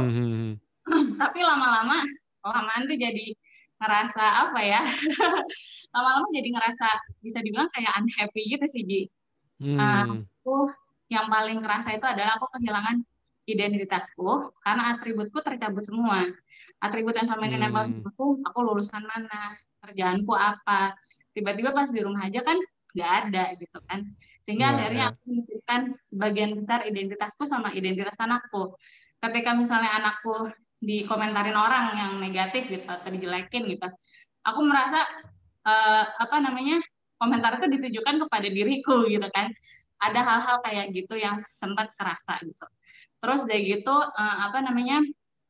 aku juga jadi ngerasa kurang berharga pada saat aku memilih. Ini sebenarnya sih awal-awalnya enggak gitu ya, tapi lama-lama semakin lama aku di rumah, aku ngerasa aku nggak berharga karena gini, aku nggak punya skill set di domestic things gitu. Aku nggak bisa masak, nggak bisa bebersih rumah tuh nggak apik kayak Marie Kondo gitu kan. Jadi baju juga aku baru belajar kayaknya pas udah punya anak satu, terpaksa karena nggak ada mbak gitu kan, siapa lagi yang harus cuci baju gitu. Jadi benar-benar ngerasa kayak nggak ada maknanya gitu selain jadi ibu ya. Tapi maksudnya lain tuh aku merasa tidak berharga. Terus kondisi itu membuat aku sampai harus pergi ke psikolog sampai separah itu berarti Mbak. Maksudnya depres gitu lah ya. Sebenarnya nggak sampai depres kali aja ya, tapi aku udah mulai mengkhawatirkan diriku dan suamiku karena mungkin punya akses hal-hal yang seperti itu, menyarankan untuk kayaknya ngobrol deh sama psikolog dan ketemu sama kali gitu, sampai akhirnya aku udah mulai bisa menerima kondisi aku yang sekarang gitu sih. Oke. Ini menarik banget sih tadi, di balik segala keputusan itu kadang kita cuma ngeliat luarnya ya. Tadi kayak Mbak Tita, keputusan seorang ibu bekerja gitu kan, yang kita lihat dia punya karir bagus, tapi pergi 8 hari ninggalin anaknya itu nggak pernah dibahas gitu. Begitupun dengan keputusan buat tinggal di rumah gitu ya. Mungkin banyak yang bilang, wah enak ya di rumah tiap hari bisa gedein anaknya gitu. Tapi nggak lihat gitu di belakangnya ada yang dikorbanin loh gitu. Yang tadi Mbak Malep S2 gitu kan dengan gelar master gitu kan, pengen berkarir, pengen punya kehidupan di luar, memutuskan harus di rumah karena demi anak-anaknya gitu ya Mbak Malep ya. Iya. Berat. Thank you Mbak Malep. Mbak Malep langsung ke presentasi atau? Boleh. Sebentar ya. Oke. Mungkin. Wah ini Hasna, semua ibu punya cerita perjuangannya masing-masing. Dari mulai hamilnya aja udah perjuangan Hasna. Itu tadi kayak aku bilang, aku benar-benar baru tahu perjuangannya seorang ibu menit by menit itu ketika ngelihat langsung sih. Ternyata susah sekali perjuangannya. Ya, silakan Mbak Malep. Jadi aku waktu lagi dapat undangan ini dari Hasna, atau aku langsung mikir aku kira-kira mau nyampein apa ya gitu. Salah satu yang menarik kalau menurut aku adalah ketika lagi nyiapin materi ini tuh aku pengen tahu sih sebenarnya persepsi orang terhadap sosok bapak yang ideal tuh seperti apa. Terus aku googling. Nah, kurang lebih akan dapat gambar yang seperti ini. Jadi basically resumenya adalah setiap bapak-bapak yang berhasil menyediakan waktu untuk main sama anaknya, itu udah cukup jadi ayah yang sempurna. Kalau yang aku tangkap begitu ya. Terus udah gitu, kalau misalnya kita coba googling hal yang sama, tapi untuk citra ibu yang sempurna, nggak ketemu, Ji. Yang ketemu malah buku-buku self-help gitu. Kenapa? Bahkan Google aja nggak tahu ya apa itu ibu ideal. Ibu yang ideal, kayak tadi teman-teman akhirnya kan pas polling tadi menjawab semua ibu adalah ideal. Menurutku juga begitu gitu. Karena kenapa? Karena kalau berdasarkan dengan persepsi masyarakat, ibu yang ideal tuh kayak nggak realistis jadinya ekspektasi terhadap ibu. Kenapa aku bilang nggak realistis? Pertama, ibu harus bisa punya anak. Kan tadi yang seperti udah dibahas Mbak Cici sama Mbak Tita kan, bisa punya anak terus harus melahirkan normal, terus menyusui langsung gitu ya. Anaknya harus sehat apa segala macam. Terus yang berikutnya, ibu tuh nggak boleh ngeluh, harus selalu antusias, tersenyum berbinar-binar kalau lagi sama anak, dan kalau ada masalah tuh harus tetap tenang gitu. Terus ekspektasi berikutnya, ibu tuh harus jadi orang pertama yang berkorban untuk semua orang yang ada dalam rumah tangga, karena suami dan anak adalah prioritas. Misalnya nih, ketika misalnya kita ibu bekerja dan ayahnya bekerja, terus tiba-tiba anaknya sakit. Kayaknya masyarakat tuh ekspektasinya harus ibunya nih yang izin. Bapaknya biarin aja bekerja gitu kan. Itu contohnya misalnya. Terus udah gitu, ibu tuh harus cerdas, banyak ide kreatif, skill domestiknya oke gitu kan. Kalau anak nggak bisa makan harus cari cara lagi. Kalau misalnya anak kebanyakan main gadget, berarti ibunya harus cari cara supaya main yang asik sama anak, nggak pakai gadget misalnya kayak gitu. Tapi di balik ekspektasi cerdas ini ada tapinya. Tapinya kalau bisa masih bisa diarahin atau nurut sama suami. Jadi diharapkan cerdas, tapi kalau bisa tetap nurut sama suami. Berikutnya, kalau bisa sih seorang ibu yang ideal tuh bisa cari uang atau paling nggak harus produktif lah gitu untuk bantu-bantu suami. Tapi kalau bisa jangan sering-sering keluar rumah. Ini emang kayaknya ini yang dilema ibu bekerja tadi ya. Terus udah gitu ibu harus berpenampilan menarik, harus bisa jaga badan walaupun udah jadi ibu-ibu, harus cantik. Tapi juga nggak boleh terlalu cantik, soalnya nanti diambil sama orang. Banyak banget aku ngeliat komen, kok ibu cantik banget sih, kayak nggak kerasa kayak udah punya anak 3 misalnya gitu ya. Tapi intensinya negatif gitu ngomong kayak gitu. Terus udah gitu ibu harus mandiri lahir dan batin, jadi secara emosional harus mandiri, skill-skill domestik dan skill-skill lain itu harus bisa memenuhi kemandiriannya sendiri gitu. Tapi jangan berlebihan juga karena nanti suaminya merasa tidak berharga. Jadi menurut aku gambaran di masyarakat tuh kayaknya nggak adil banget ya kalau ayah yang ideal kriteria cuma 1, mau main sama anak aja udah cukup, dia udah jadi kayak perfect dad gitu. Sementara kalau istri banyak banget, kita sebenarnya mungkin bisa memenuhi beberapa kriteria dari yang masyarakat atau orang asumsikan kita harus punya gitu sebagai ibu. Tapi masyarakat tuh demand-nya bukan cuma 1 atau 2 karakter yang bisa kita penuhi, semuanya. Jadi kalau misalnya aku lihat gitu ya, misalnya ada problem suami berselingkuh, orang tuh sering banget netizen ya komennya yang pertama dilihat adalah fisik istrinya. Oh, istrinya gendut, pantesan aja suaminya selingkuh misalnya gitu. Terus udah gitu, atau misalnya ada masalah sama anak sakit atau anak kecelakaan atau worst case misalnya anak kena narkoba atau apa. Pasti yang dilihat juga sesimpel anaknya terlalu kurus gitu ya Mbak, itu juga. Iya, anak terlalu kurus, ibunya nggak ngasih misalnya benar. Sering banget ibu yang selalu jadi harus memenuhi semua ekspektasi itu gitu sih. Oke. Ya itu menarik banget sih karena itu juga waktu dulu ya, aku kan kurus dari lahir ya Mbak ya. Emang aku nggak pernah gemuk dari lahir, aku nggak pernah gemuk. Itu aku pernah sampai dibawa ke dokter gitu kan. Terus sama dokter anaknya itu ibuku dibilangin gitu. Ini ibunya sehat, seger gitu ya. Kok anaknya kayak anak Ethiopia gitu. Itu kayak wah, itu ibuku waktu itu aku diceritainnya juga baru gede ini sih gitu. Jadi dan ibuku pada saat itu langsung yang stand, oh ya udah gitu. Serah-serah aja gitu. Orang anak Ethiopia, anak-anak aku sendiri gitu kan. Jadi akhirnya sama ibuku udah nggak peduli lagi gitu. Ya udah nanti anaknya juga makan sendiri, ntar juga gemuk-gemuk sendiri gitu. Itu ya walaupun kalau ibunya Aji tuh berhasil untuk nggak peduli sama omongan orang ya. Aku tuh termasuk orang yang sangat peduli sama komen orang. Jadi waktu aku bilang kurus, aku tuh sampai pergi ke dokter, terus tes alergi, tes mantok yang buat TBC itu, untuk memastikan bahwa anakku sebenarnya nggak punya masalah apa-apa gitu. Sampai ketika dokter bilang, enggak kok Bu, anak ibu sehat, sebenarnya secara grafik juga masih oke, nggak ada masalah kok, terusin aja yang udah dilakukan sekarang. Tapi nggak bisa, kenapa anak saya kurus? Ya kalau ibuku waktu itu sih yang aku ingat dia juga tes aku, jadi di tes juga, tapi begitu dia tahu sehat, aku ingat banget tuh yang ibu ngomong ke aku itu adalah ya udah alhamdulillah kamu sehat, kamu gemuk atau kurus ya kamu anak terbaiknya ibu gitu. Ya udah gitu. Ya, suatu saat nanti kan emang pada saat itu aku nggak mau makan gitu ya karena masih kecil gitu. Ibuku bilang suatu saat nanti kamu juga akan makan sendiri kok gitu. Tapi tujuannya bukan gemuknya. Kalau kata ibu waktu itu dia bilang tujuannya adalah kamu sehat, kamu pinter, udah gitu. Jadi nggak dipeduli. Jadi akhirnya aku dari saat itu pun akhirnya sampai gede kan aku juga selalu dibilangin ya kok kurus gini. Ya udahlah, ibuku aja nggak repot gitu. Ibuku aja seneng gitu. Kata ibuku juga aku orang yang anak terbaik dengan kondisiku sekarang gitu kan. Jadi akhirnya ya udah gitu, ikut cuek kayak ibu gitu. Dan emang benar ketika SMP SMA mulai banyak mikir, akhirnya makannya mulai banyak, dan sekarang malah akhirnya nggak berhenti malah makan gitu kan. Jadi benar kata ibuku gitu. Ini sesuai sama ini ya, Ji. Iya benar.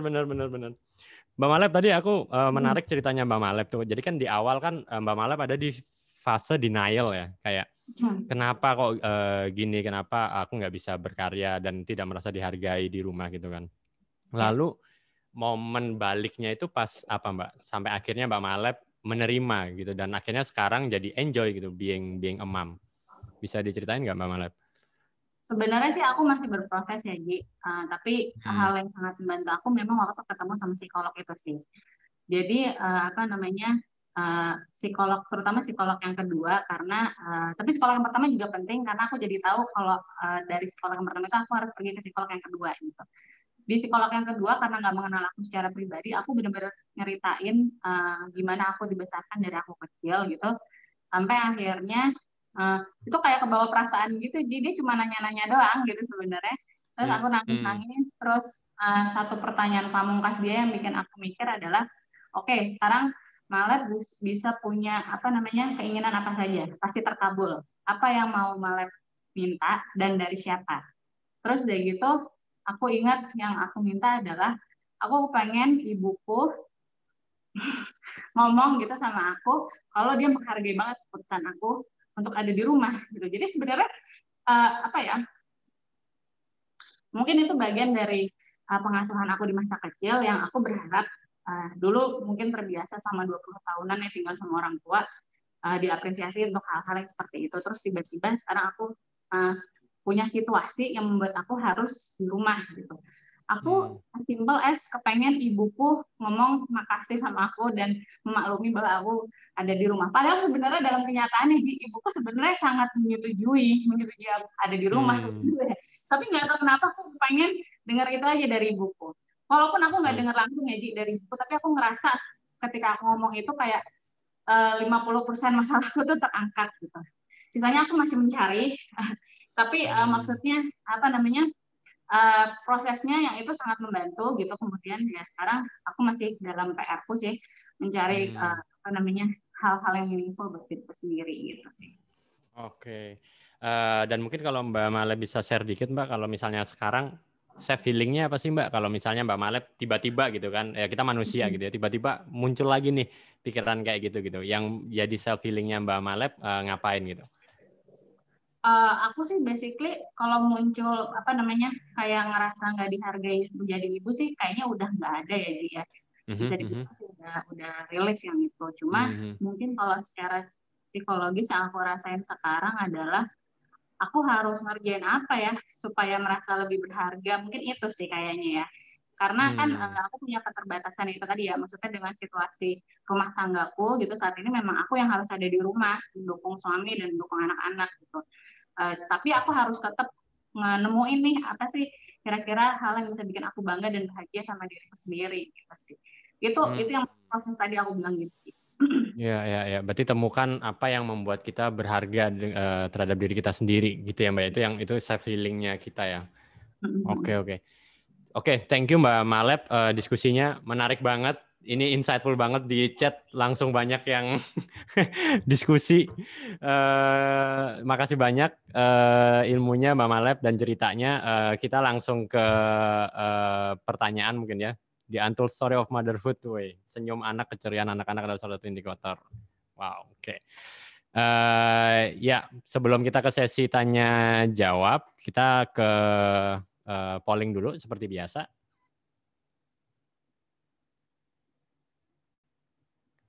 Oke. Ditutup dengan sharing narasumber ketiga. Yuk kita beri apresiasi kepada para ibu dengan pilih kalimat terima kasih di bawah. Wih, mantap.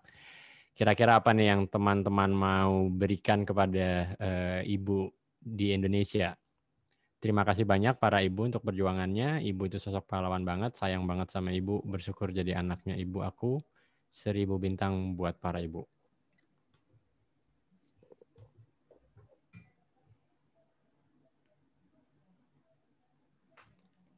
Menyampaikan pertanyaannya boleh open mic enggak? Boleh.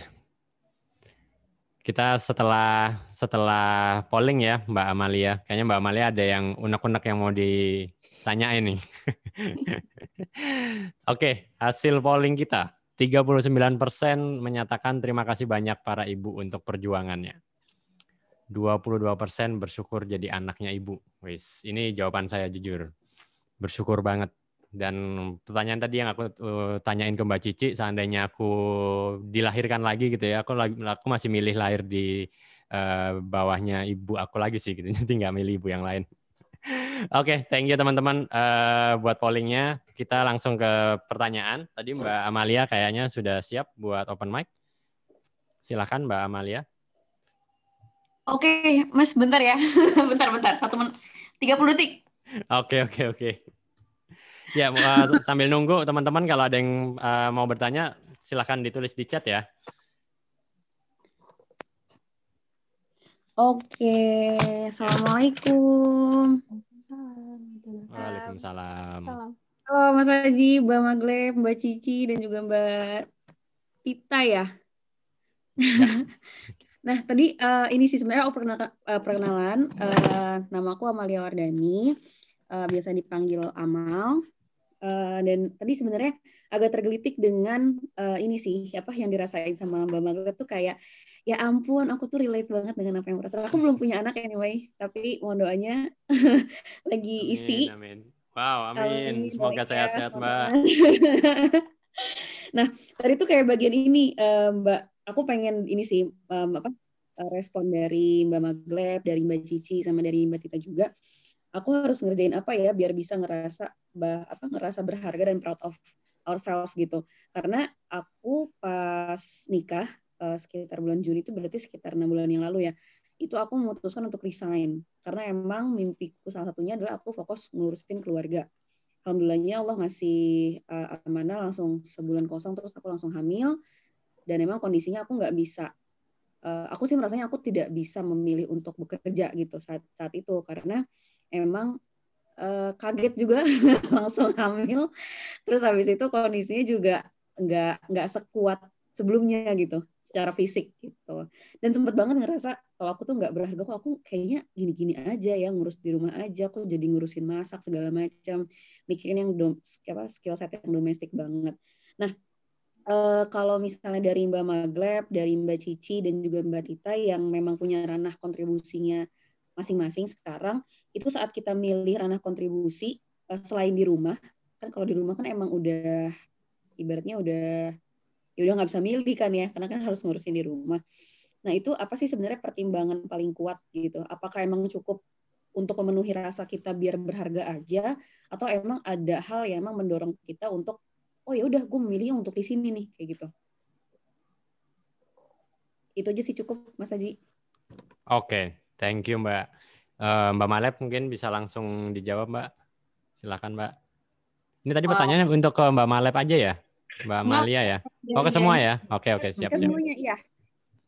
Oke, silakan Mbak Malep dulu. Susah ya, karena aku juga masih berproses sebenarnya, Ji.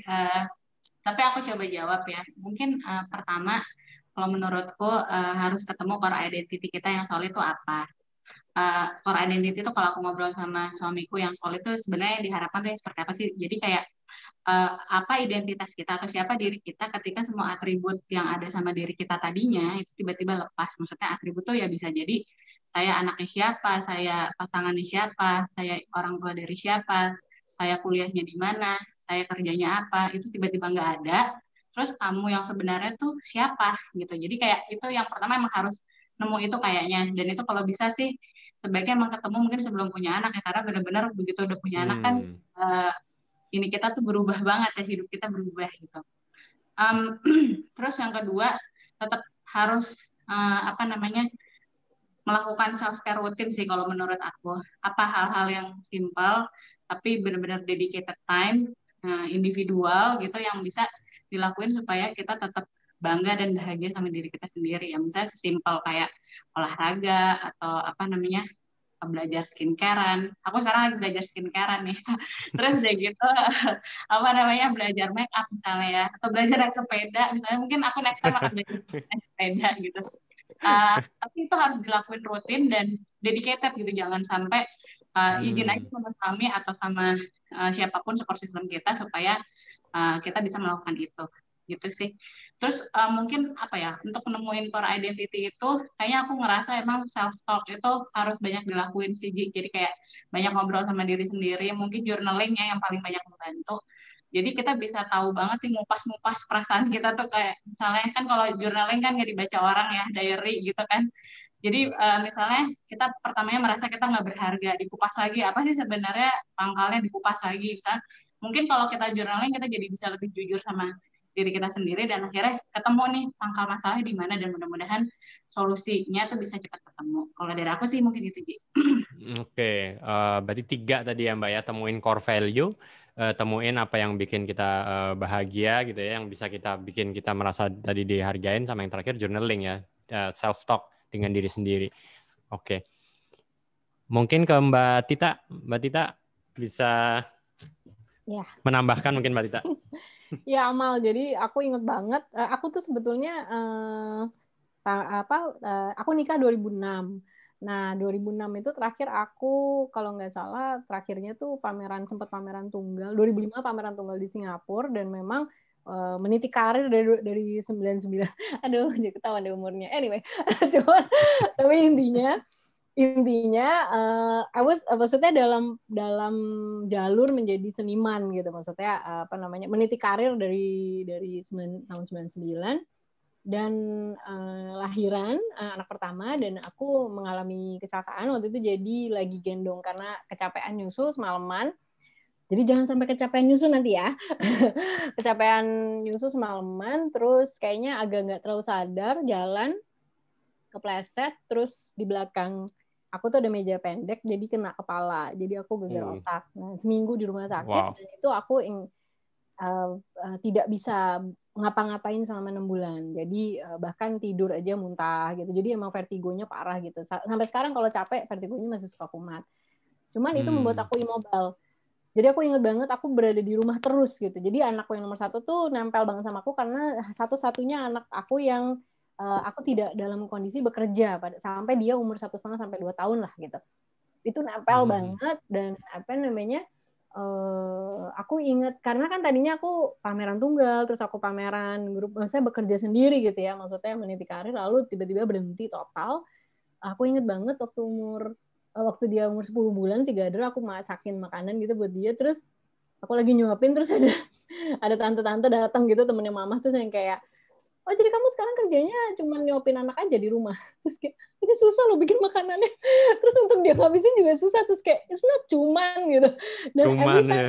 Dan setiap aku nyuapin anakku gitu ya, sampai anakku udah umur kayak kemarin masih 4 tahun, 5 tahun, sampai yang paling kecil gitu, I remember that feeling gitu. Yang tadi Amal bilang gitu, maksudnya untuk merasa berharga gitu. Maksudnya emang berat karena banyak sekali hal-hal di sekitar kita yang bisa membuat kita merasa kurang berharga gitu ya. Jadi maksudnya padahal itu kan keputusan gitu. Selain emang sakit kepala ya, cuman maksudnya aku juga memutuskan gitu untuk memegang sendiri Gadra gitu. Nah, tapi pada saat itu tuh aku kayak ingin, maksudnya biarpun aku agak shock gitu ya, cuman aku ingat bahwa this is the happiness that I want gitu. Maksudnya jadi aku berharap Amal bisa merasakan itu gitu. Maksudnya bahwa memang menemukan menemukan kebahagiaannya gitu. Jadi karena kalau misalnya itu yang memang menyala gitu ya di hatinya Amal, itu nanti menjadi sebuah kesadaran tersendiri gitu. Jadi bukannya nggak peduli omongan orang sih, pengennya nggak ya, cuman maksudnya tapi lebih mendengarkan suara hati dulu gitu, baru nanti misalkan netizen berbicara nanti dulu gitu, tapi yang di dalam dulu gitu. Dari aku netizen. Karena nggak ada habisnya ya Mbak Tita dengerin netizen mah. Nggak ada habisnya netizen.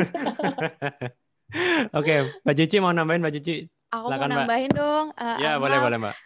Kalau menurut aku tuh, congrats dulu ya buat pregnancy-nya. Kayak aku bilang tadi, it's not easy being a mom gitu. Even kayak nggak semua orang juga nih dapat kesempatan dengan mudahnya untuk hamil gitu.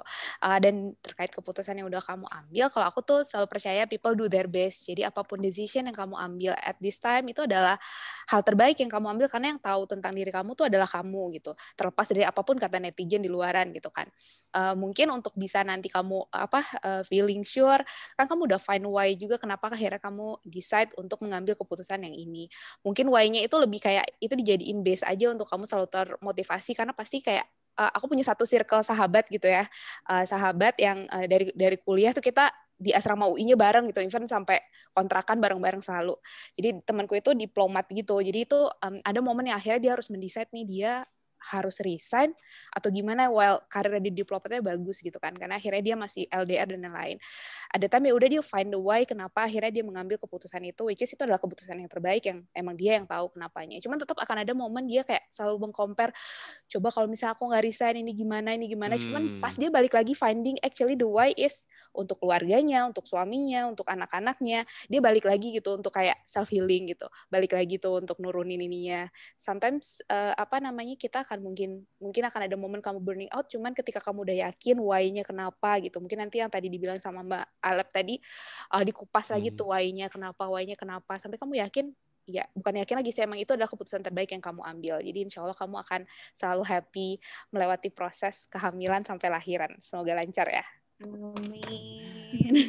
Wah, thank you banget Mbak Cici. Mudah-mudahan sehat-sehat selalu Mbak Amalia, lancar-lancar selalu ya. Mas Cici juga sehat ya. Thank you. Terima kasih. Oke, kita ke pertanyaan berikutnya. Udah ada yang angkat tangan juga. Tadi Mbak Tessa kalau nggak salah ya. Silakan Mbak Tessa, mungkin mau open mic. Iya Kak. Terima kasih Kak. Silakan Mbak Tessa. Nah, ya, baiklah sebelumnya terima kasih kepada Kak Aji. Selamat malam para narasumber dan teman-teman dan kakak-kakak semuanya. Perkenalkan, nama saya Tessa Polanda Lensiana, saya dari Bengkulu. Di sini berterima kasih sekali kepada para narasumber yang memberikan materi yang sangat bagus. Di sini saya ada 2 pertanyaan Kak. Yang satu untuk satu untuk Mbak Tita sendiri, terus yang satu lagi untuk bertiga. Yang untuk Mbak Tita sendiri itu, kan tadi Mbak Tita bilang itu kan hobi dia udah didukung penuh dari kecil. Nah, jadi gini Kak, Mbak Tita mau tanya, bagaimana sih pendapat Mbak Tita yang orang tuanya tidak mendukung hobi anaknya itu, sehingga anaknya itu menjalani hobinya dengan sembunyi-sembunyi, dan pada saat berprestasi pun prestasinya tidak dihargai. Dan untuk pertanyaan buat seluruh narasumber, setuju atau tidak jika kita menjadi seorang ibu, kita harus mengevaluasi terlebih dahulu tentang cara didik ibu kita atau pola asuh ibu kita dahulu, agar apa yang terjadi ke depannya bisa diperbaiki atau bisa lebih baik lagi begitu. Terima kasih Kak. Thank you Mbak Tessa. Hai Tessa. Ya, silakan Mbak Tita. Teman-teman pemimpin.id, Tessa ini dari Kongres Pemuda Indonesia loh. Oke. Klaster 1 ya? Aduh, maaf ya, aku nggak kenal soalnya aku di klaster 2. Iya. Anak aku ini, anak keduanya. Tessa tadi, jadi gini, kalau misalkan untuk anaknya sendiri, misalkan memang maksudnya menyukai sesuatu gitu yang memang menjadi passionnya dia tetapi tidak didukung orang tua, harus sampai sembunyi-sembunyi tidak dihargai, ini sebetulnya ada dua cara. Satu adalah memang tetap mengejar gitu, dan kalau misalnya kita percaya bahwa itu menjadi panggilan hati kita, ya kita mengejar gitu, maksudnya dengan terus mengupayakan bercerita dan melihat dari sudut pandang orang tuanya. Jadi misalkan ini terjadi ke banyak sekali teman-teman aku yang bergerak di bidang seni dan desain ya gitu, karena kayak yang aduh nanti kalau misalnya jadi seniman nanti gimana cari makannya, ya jual lukisan. Saya selalu bilang gitu. Nah tapi memang cara-caranya adalah kita juga mendengarkan keresahan dari orang tua gitu, tapi kalau memang itu adalah mimpi kita, ya kita tetap jalankan gitu. Nah, yang kedua, ini aku waktu itu terlibat di salah satu webinar juga di PB, dan pilihannya adalah mungkin bisa menjalankan dua-duanya, capek sih pasti gitu. Tapi misalkan orang tua tetap pengen anaknya jadi akuntan, tapi juga anaknya suka bermusik gitu, ya udah kuliah akuntansi, tapi tetap bermusik gitu. Nah, jadi itu sih maksudnya mungkin bisa mencoba dua-duanya gitu, karena tetap saja kita tinggal di masyarakat yang memang norma-norma itu, maksudnya kita masih tetap sangat menghormati apa yang diinginkan orang tua kan gitu. Nah, Jadi mungkin bisa 2 itu gitu. Mudah-mudahan harapannya sih kalau misalkan banyak berdiskusi dengan orang tua, semoga yang pilihan pertama bisa dijalankan gitu. Jadi coba melihat dari sudut pandang orang tuanya apa sih yang paling dirisaukan gitu. Jadi nanti mungkin kita bisa berangkat berdiskusinya dari situ gitu. Misalkan apakah karena ketidakstabilan keuangan atau apapun itu, mungkin bisa memberikan contoh supaya yang berhasil seperti apa sih? Ini sebetulnya bisa menjadi mata pencarian karena A atau karena B gitu. Seperti itu sih. Yang pertanyaan kedua untuk semua aku boleh langsung jawab. Silakan Mbak Tita. Menurut aku bagaimanapun juga perlu sih. Karena memang kebetulan keluargaku, mamaku tuh tidak sehangat bapakku. Jadi bapakku tuh jadi bapakku tuh tinggi besar gitu. Terus kalau ketawa tuh kenceng, terus kalau meluk tuh erat gitu ya. Jadi dan maksudnya kalau kata anak sekarang hagebel ya Mbak ya? Iya banget. Dipanggilnya Eyang Dut. Lucu. Nah jadi bapakku tuh favoritnya semua orang lah gitu. Jadi pada saat beliau meninggal tuh yang layak banyak banget dan temannya semua orang gitu. Sedangkan mamaku tuh tidak tidak terlalu hangat gitu. Jadi dan berubah total setelah bapak meninggal. Jadi tadinya enggak. Jadi dulu aku nggak deket sama mama.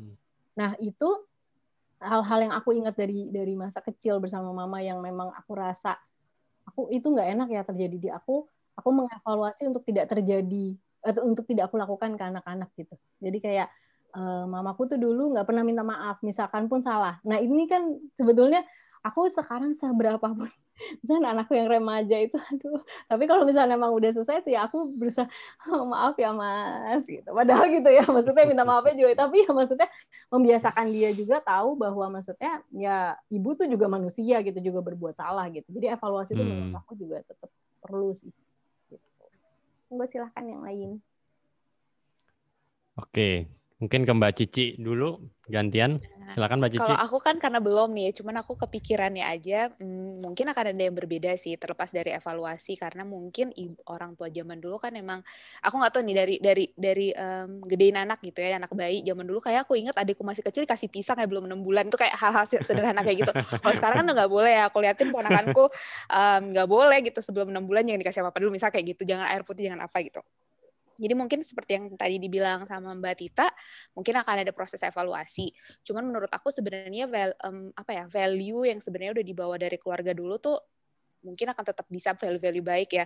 Mungkin aku akan tetap banyak larangan ke anak-anakku mungkin nantinya, kayak aku akan melakukan hal yang itu. Cuman mungkin aku akan lebih relevan, aku akan mikirin dulu kenapa sih dulu aku dilarang-larang mulu, yang mana yang emang harusnya dilarang, yang mana yang enggak gitu. Yang suka dilarang, akhirnya aku jadi takutan ya anaknya ya, jadi benar-benar takutan juga, mau kemana-mana jadi kayak takut gitu. Mungkin akan ada beberapa hal yang aku evaluasi, cuman menurut aku kalau how I'm seeing my parents, mungkin akan ada banyak hal juga yang aku pengen bringing value itu nantinya ke anak-anakku. Gitu. Makasih Tessa. Thank you Mbak Cici. Mbak Malep, silakan Mbak. Makasih Tessa, pertanyaannya bikin mikir banget ya. Kalau menurut aku, mungkin aku lebih senang menggunakan istilah identifikasi ya. Kalau evaluasi itu takutnya kesannya kita akan intensinya tuh kurang positif gitu. Mungkin diidentifikasi iya benar, kayak kita tahu potensi-potensi apa sih yang kira-kira bakal jadi kebiasaan juga buat kita, karena kan gimana pun juga aku baru ngerasain pas jadi ibu, aku dulu bertekad banget nggak mau jadi ibu yang kayak gini misalnya gitu ya, tapi pas ternyata udah jadi ibu aku malah menurunkan itu ke anakku gitu. Hal-hal yang kadang-kadang mungkin di luar rencana ideal kita gitu, tapi ternyata itu saking udah merasuknya gitu ya, jadi ketularan. Nah, tapi sebenarnya gini sih, kalau menurut aku yang aku rasain pas udah jadi orang tua ya, aku jadi malah lebih memahami kenapa dulu ibuku melakukan itu. Waktu pas belum jadi ibu, aku ngerasa apa yang ibuku lakukan tuh ABC tuh kayaknya nggak bagus gitu ya, dan aku berjanji aku tidak akan melakukan itu ke anakku misalnya gitu. Tapi setelah aku dewasa, aku jadi memahami maksud ibuku tuh sebenarnya baik, tapi mungkin misalnya caranya ada yang aku tweak lagi supaya anakku tetap dapat value atau message yang sama, tapi mungkin dengan cara yang berbeda. Mungkin kalau aku itu sih, tapi kayaknya emang perlu sih untuk membahas itu dan menurutku jangan dibahas sendiri, bahas sama pasangannya juga gitu, karena kan nanti ngedidiknya berdua. Gitu sih, Di. Wow, thank you Mbak Malep. Oke, makasih banyak juga pertanyaannya Mbak Tessa. Mudah-mudahan menjawab ya tadi pertanyaan dari 3 narasumber kita. Dan mudah-mudahan bisa membantu juga tadi untuk memutuskan ya nanti jika punya, insya Allah punya keturunan gitu ya. Selanjutnya nih, kita pertanyaan terakhir mungkin ya. Ini udah jam 9 juga. Ini ada di chat.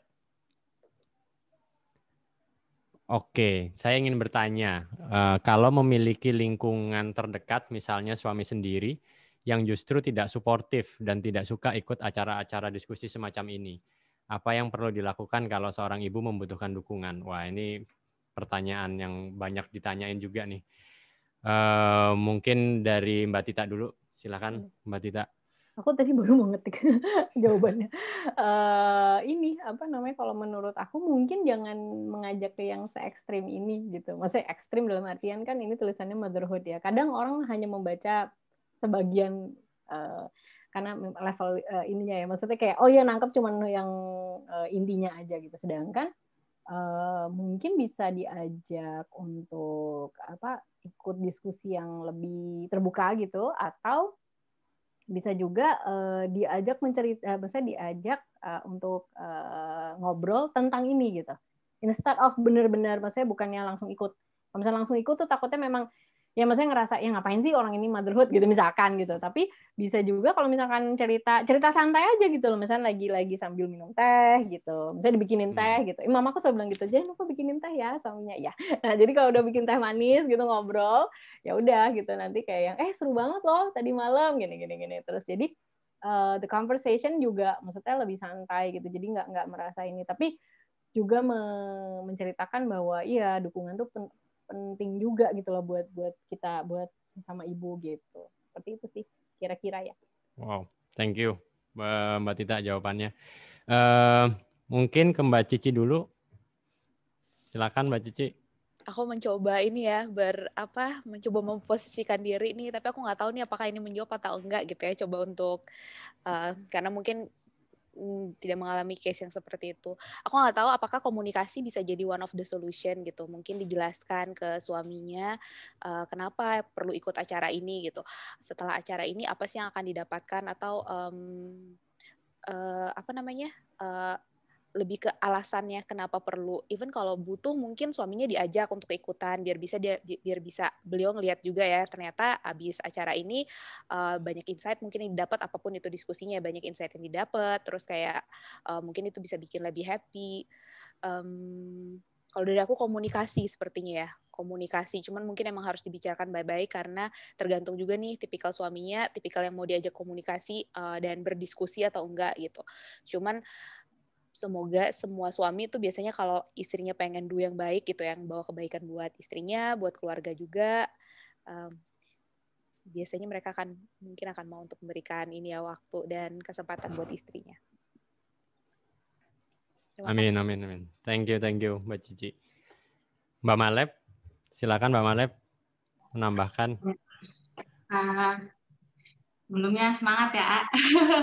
Aku nggak kebayang sih susahnya kalau misalnya punya lingkungan terdekat yang kurang suportif ya. Gimana ya caranya? Mungkin emang susah-susah gampang. Apalagi kalau kebiasaan komunikasi kayak yang tadi Mbak Tita sama Mbak Cici bilang tuh belum terbangun dengan baik gitu ya misalnya. Yang pasti momennya harus santai, terus relax gitu ya. Suami jangan pas baru pulang kerja langsung ditodong gitu, nanya-nanya. Terus aku sih membiasakan diri kalau aku merasa aku ngomong langsung akan emosi, aku biasanya tulis dulu. Aku tulis dulu misalnya di kertas gitu atau di surat.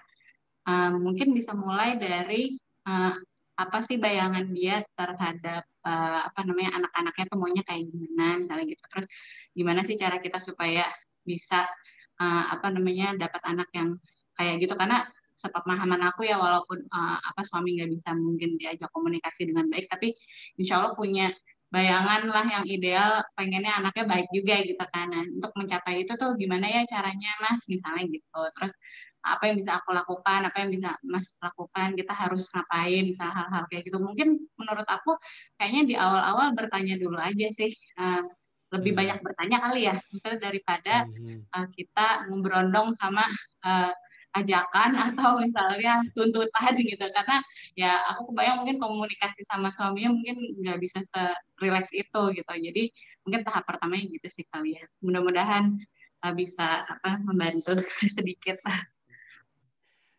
Thank you Mbak Malep, Mbak Cici, Mbak Tita.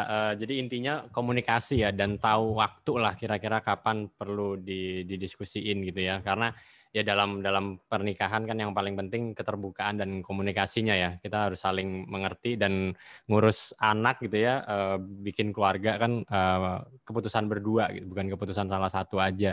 Dan universe-nya pun kan bareng-bareng, bukan satu universe jalan sendiri, satu jalan sendiri gitu kan. Ketika udah nikah ya kita universe-nya sama gitu, jadi satu. Oke, itu pertanyaan terakhir karena kita udah malam banget, jadi kita harus akhiri diskusinya nih, padahal lagi seru banget sama Mbak Tita, Mbak Cici, Mbak Malep. Makasih banyak ilmunya hari ini insightful banget, Mbak Tita, Mbak Cici dan Mbak Malep. Nggak cuma buat, tadi banyak bilang katanya motherhood buat cewek-cewek, buat ibu-ibu, enggak juga gitu. Aku hari ini belajar banget karena tadi kan kita kan support system juga gitu. Seorang ayah juga support sistemnya ibu kan. Kita pun harus sebagai laki-laki juga harus belajar bagaimana menjadi ayah yang baik supaya dua-duanya bahagia gitu kan. Sekali lagi makasih banyak udah hadir dan terima kasih ilmunya. Mudah-mudahan sehat-sehat selalu. Mbak Cici, semua sehat-sehat selalu. Salam untuk ibunya. Mbak Tita, sehat selalu.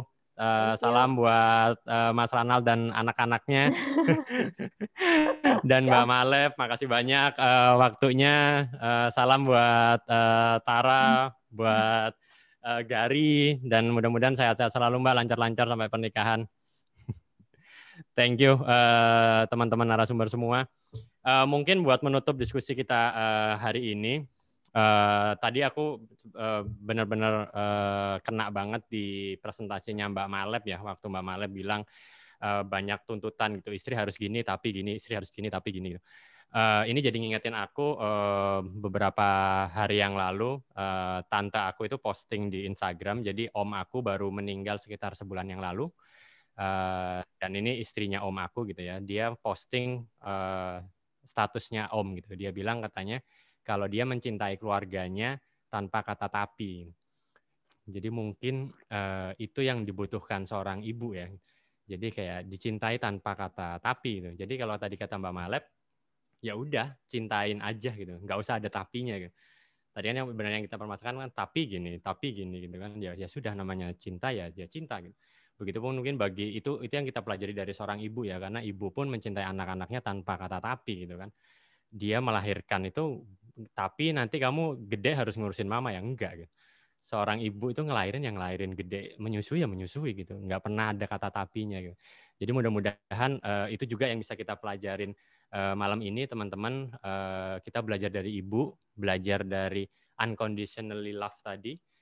Mudah-mudahan kita bisa jadi manusia lebih baik lagi setelah hari ini karena kita belajar dari ibu-ibu kita. Thank you teman-teman semua waktunya dan diskusinya. Mudah-mudahan bermanfaat, dan mohon maaf kalau ada kesalahan, mohon maaf kalau tadi pertanyaannya ada yang belum sempat ditanyakan. Kita bisa diskusi lagi di lain waktu mudah-mudahan. Amin. Aku kembaliin ke MC Mbak Ai, terima kasih sekali waktunya. Thank you, Aji. Oke, terima kasih banyak. Tepuk tangan untuk moderator kita, Mas Aji, dan ketiga narasumber kita yang sudah berbagi di malam hari ini. Ada Mbak Tita, Mbak Cici, dan Mbak Malep. Tepuk tangan virtual, teman-teman. Boleh? Oke, nah seperti biasa, sebelum kita menutup sesi kita, yuk kita foto bareng dengan ketiga narsum kita.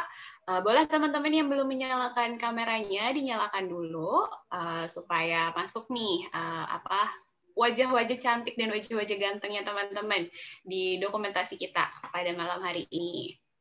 Boleh, teman-teman dipasang senyum terbaiknya. Wow, ini di layar saya ada Ibu Sulistiowati bersama anaknya ya. Wow, pas banget ada di layar saya soalnya. Oke, terima kasih sudah hadir. Oke, teman-teman, yuk dinyalain kameranya. Kita sama-sama nih berfoto. Nah, di layar saya ada 2 halaman. Jadi teman-teman bisa ditahan senyum terbaiknya, gaya terbaiknya, karena nggak ada yang tahu gitu ya siapa yang masuk di halaman pertama, siapa masuk di halaman kedua. Oke, teman-teman admin sudah siap? Kalau sudah siap, akan saya bantu aba-abanya. Oke, sudah siap. Jadi halaman pertama dulu, senyum terbaiknya diberikan. 1, 2, 3. Oke, nah kita masuk ke halaman kedua. Ditahan lagi senyumnya.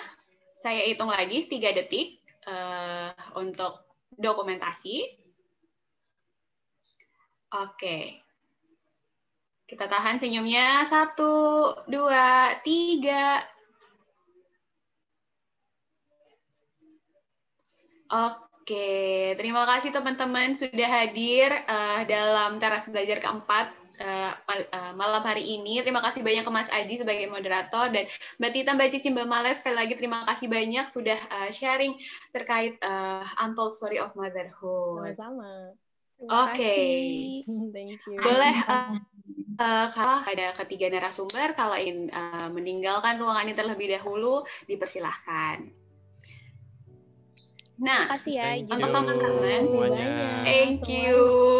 Terima kasih. See you next time. Thank you, Mbak. Dadah. Nah, teman-teman peserta boleh stay dulu sebentar. Kita ada form feedback dulu yang bisa diisi oleh teman-teman peserta supaya jalannya teras belajar ke depannya itu jadi lebih maksimal gitu ya. Karena kami mencoba terus mendengarkan nih apa sih kira-kira apa saran-saran yang diberikan oleh teman-teman terkait pelaksanaan teras belajar tiap malam Kamisnya. Boleh dibuka di lamannya, sudah dituliskan juga dari admin Nadia di bit.ly/feedbacktb4 karena kita sudah di teras belajar 4 ya. Nah, sambil menunggu teman-teman mengisi form feedback, aku ada info juga nih. Seperti biasa kita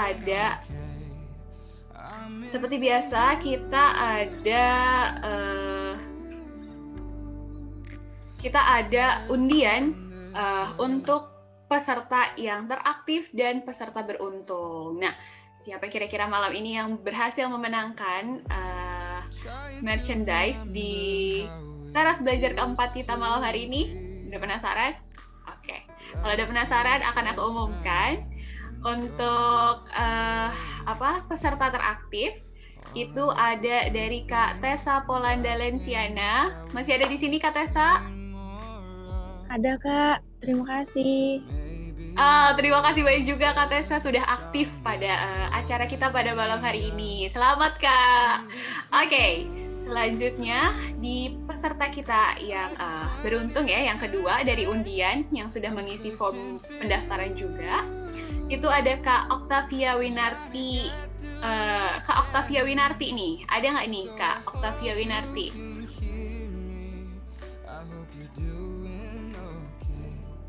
Halo Kak, boleh di on mic-nya di on kan maksud saya? Ada. Kak Octavia? Ada. Oh, tadi saya mendengar suara ada. Oke. Nah, selamat kepada Kak Octavia menjadi salah satu pemenang yang mendapatkan merchandise dari Pemimpin ID. Dan spesial karena kita sudah mencapai di akhir tahun dan di episode terakhir di bulan Desember tahun 2020, ada satu lagi nih undian untuk peserta setia teras belajar. Jadi kita udah ada 5 episode teras belajar yang sudah dimulai dari awal dari pertengahan bulan November ya. Kita udah sampai di episode kelima dan kami ingin memberikan apresiasi untuk teman-teman yang sudah selalu setia join di teras belajar kita setiap malam Kamis. ini ada untuk peserta setia Teras Belajar. Nah, siapa kira-kira? Mungkin teman-teman ada yang udah selalu ngikutin dari awal episode kita di Teras Belajar 0, What You Should Know in Early 20s ya. Gitu. Nah, oke. Tanpa berlama-lama, jadi untuk peserta setia Teras Belajar itu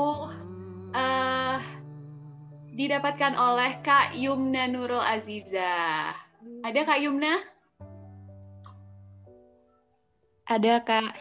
Oke, terima kasih selamat Kak. Terima kasih juga sudah selalu setia hadir di Teras Belajar kami. Oke, nah itu tadi teman-teman pemenang untuk merchandise PMPN ID gitu ya, dari peserta teraktif, peserta yang beruntung, dan peserta setia Teras Belajar. Tapi meski begitu, meski kita udah masuk ke episode terakhir di bulan Desember, jangan khawatir teman-teman, Teras Belajar akan kembali lagi di bulan Januari. Nah, tadi sebenarnya udah di awal udah sempat disinggung juga kalau kami akan kembali di pertengahan Januari. Teman-teman bisa ngisi formnya, sudah dibuka dari sekarang, jadi boleh banget teman-teman udah daftar untuk Teras Belajar Welcoming 2021. Kira-kira apa ya yang akan kita diskusikan, kita bicarakan kembali di teras kita di Teras Belajar tahun 2021. Nah, itu boleh teman-teman diisi form pendaftarannya.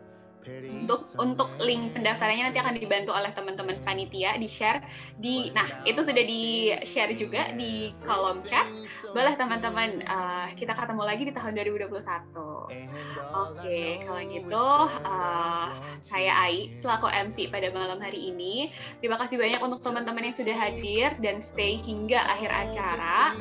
Jangan lupa diisi form feedback-nya juga untuk Teras Belajar 4 pada malam hari ini. Mohon maaf kalau misalkan tadi ada salah kata maupun perbuatan dari kami. Semoga teman-teman sehat selalu dan selalu bahagia dan bisa mengambil pelajaran baru, sudut pandang baru dari sesi Teras Belajar kita pada malam hari ini. Sekali lagi terima kasih banyak dan selamat beristirahat teman-teman. Sampai bertemu di tahun 2021. Terima kasih. Dadah. Boleh kalau mau on mic, dadah. Terima kasih teman-teman. Terima kasih banyak semuanya. Terima kasih teman-teman. Salam kenal semuanya. Dadah. Terima kasih teman-teman. Izin live ya Kak. Iya. Boleh, terima kasih sudah hadir.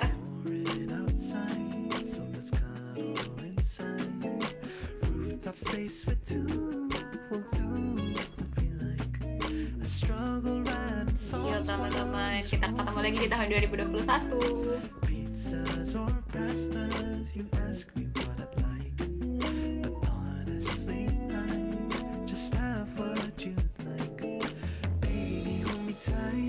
Let's get drunk all through the night. Play your favorite songs, we'll sing along. Lately I don't mind all the fuss that's been around. Thank you teman-teman. Ini insan ada yang tulis di kolom chat, kenal aku nih kayaknya. Tagline-ku adalah anak baik. Thank you. Musiknya enak Kak. Dwi Suci, oh Kak Dwi-nya. Oh, Insan Marifat, oh ini Silvi ya. Thank you teman-teman. Sampai ketemu di tahun 2021. Izin remove ya teman-teman yang masih stay di sini.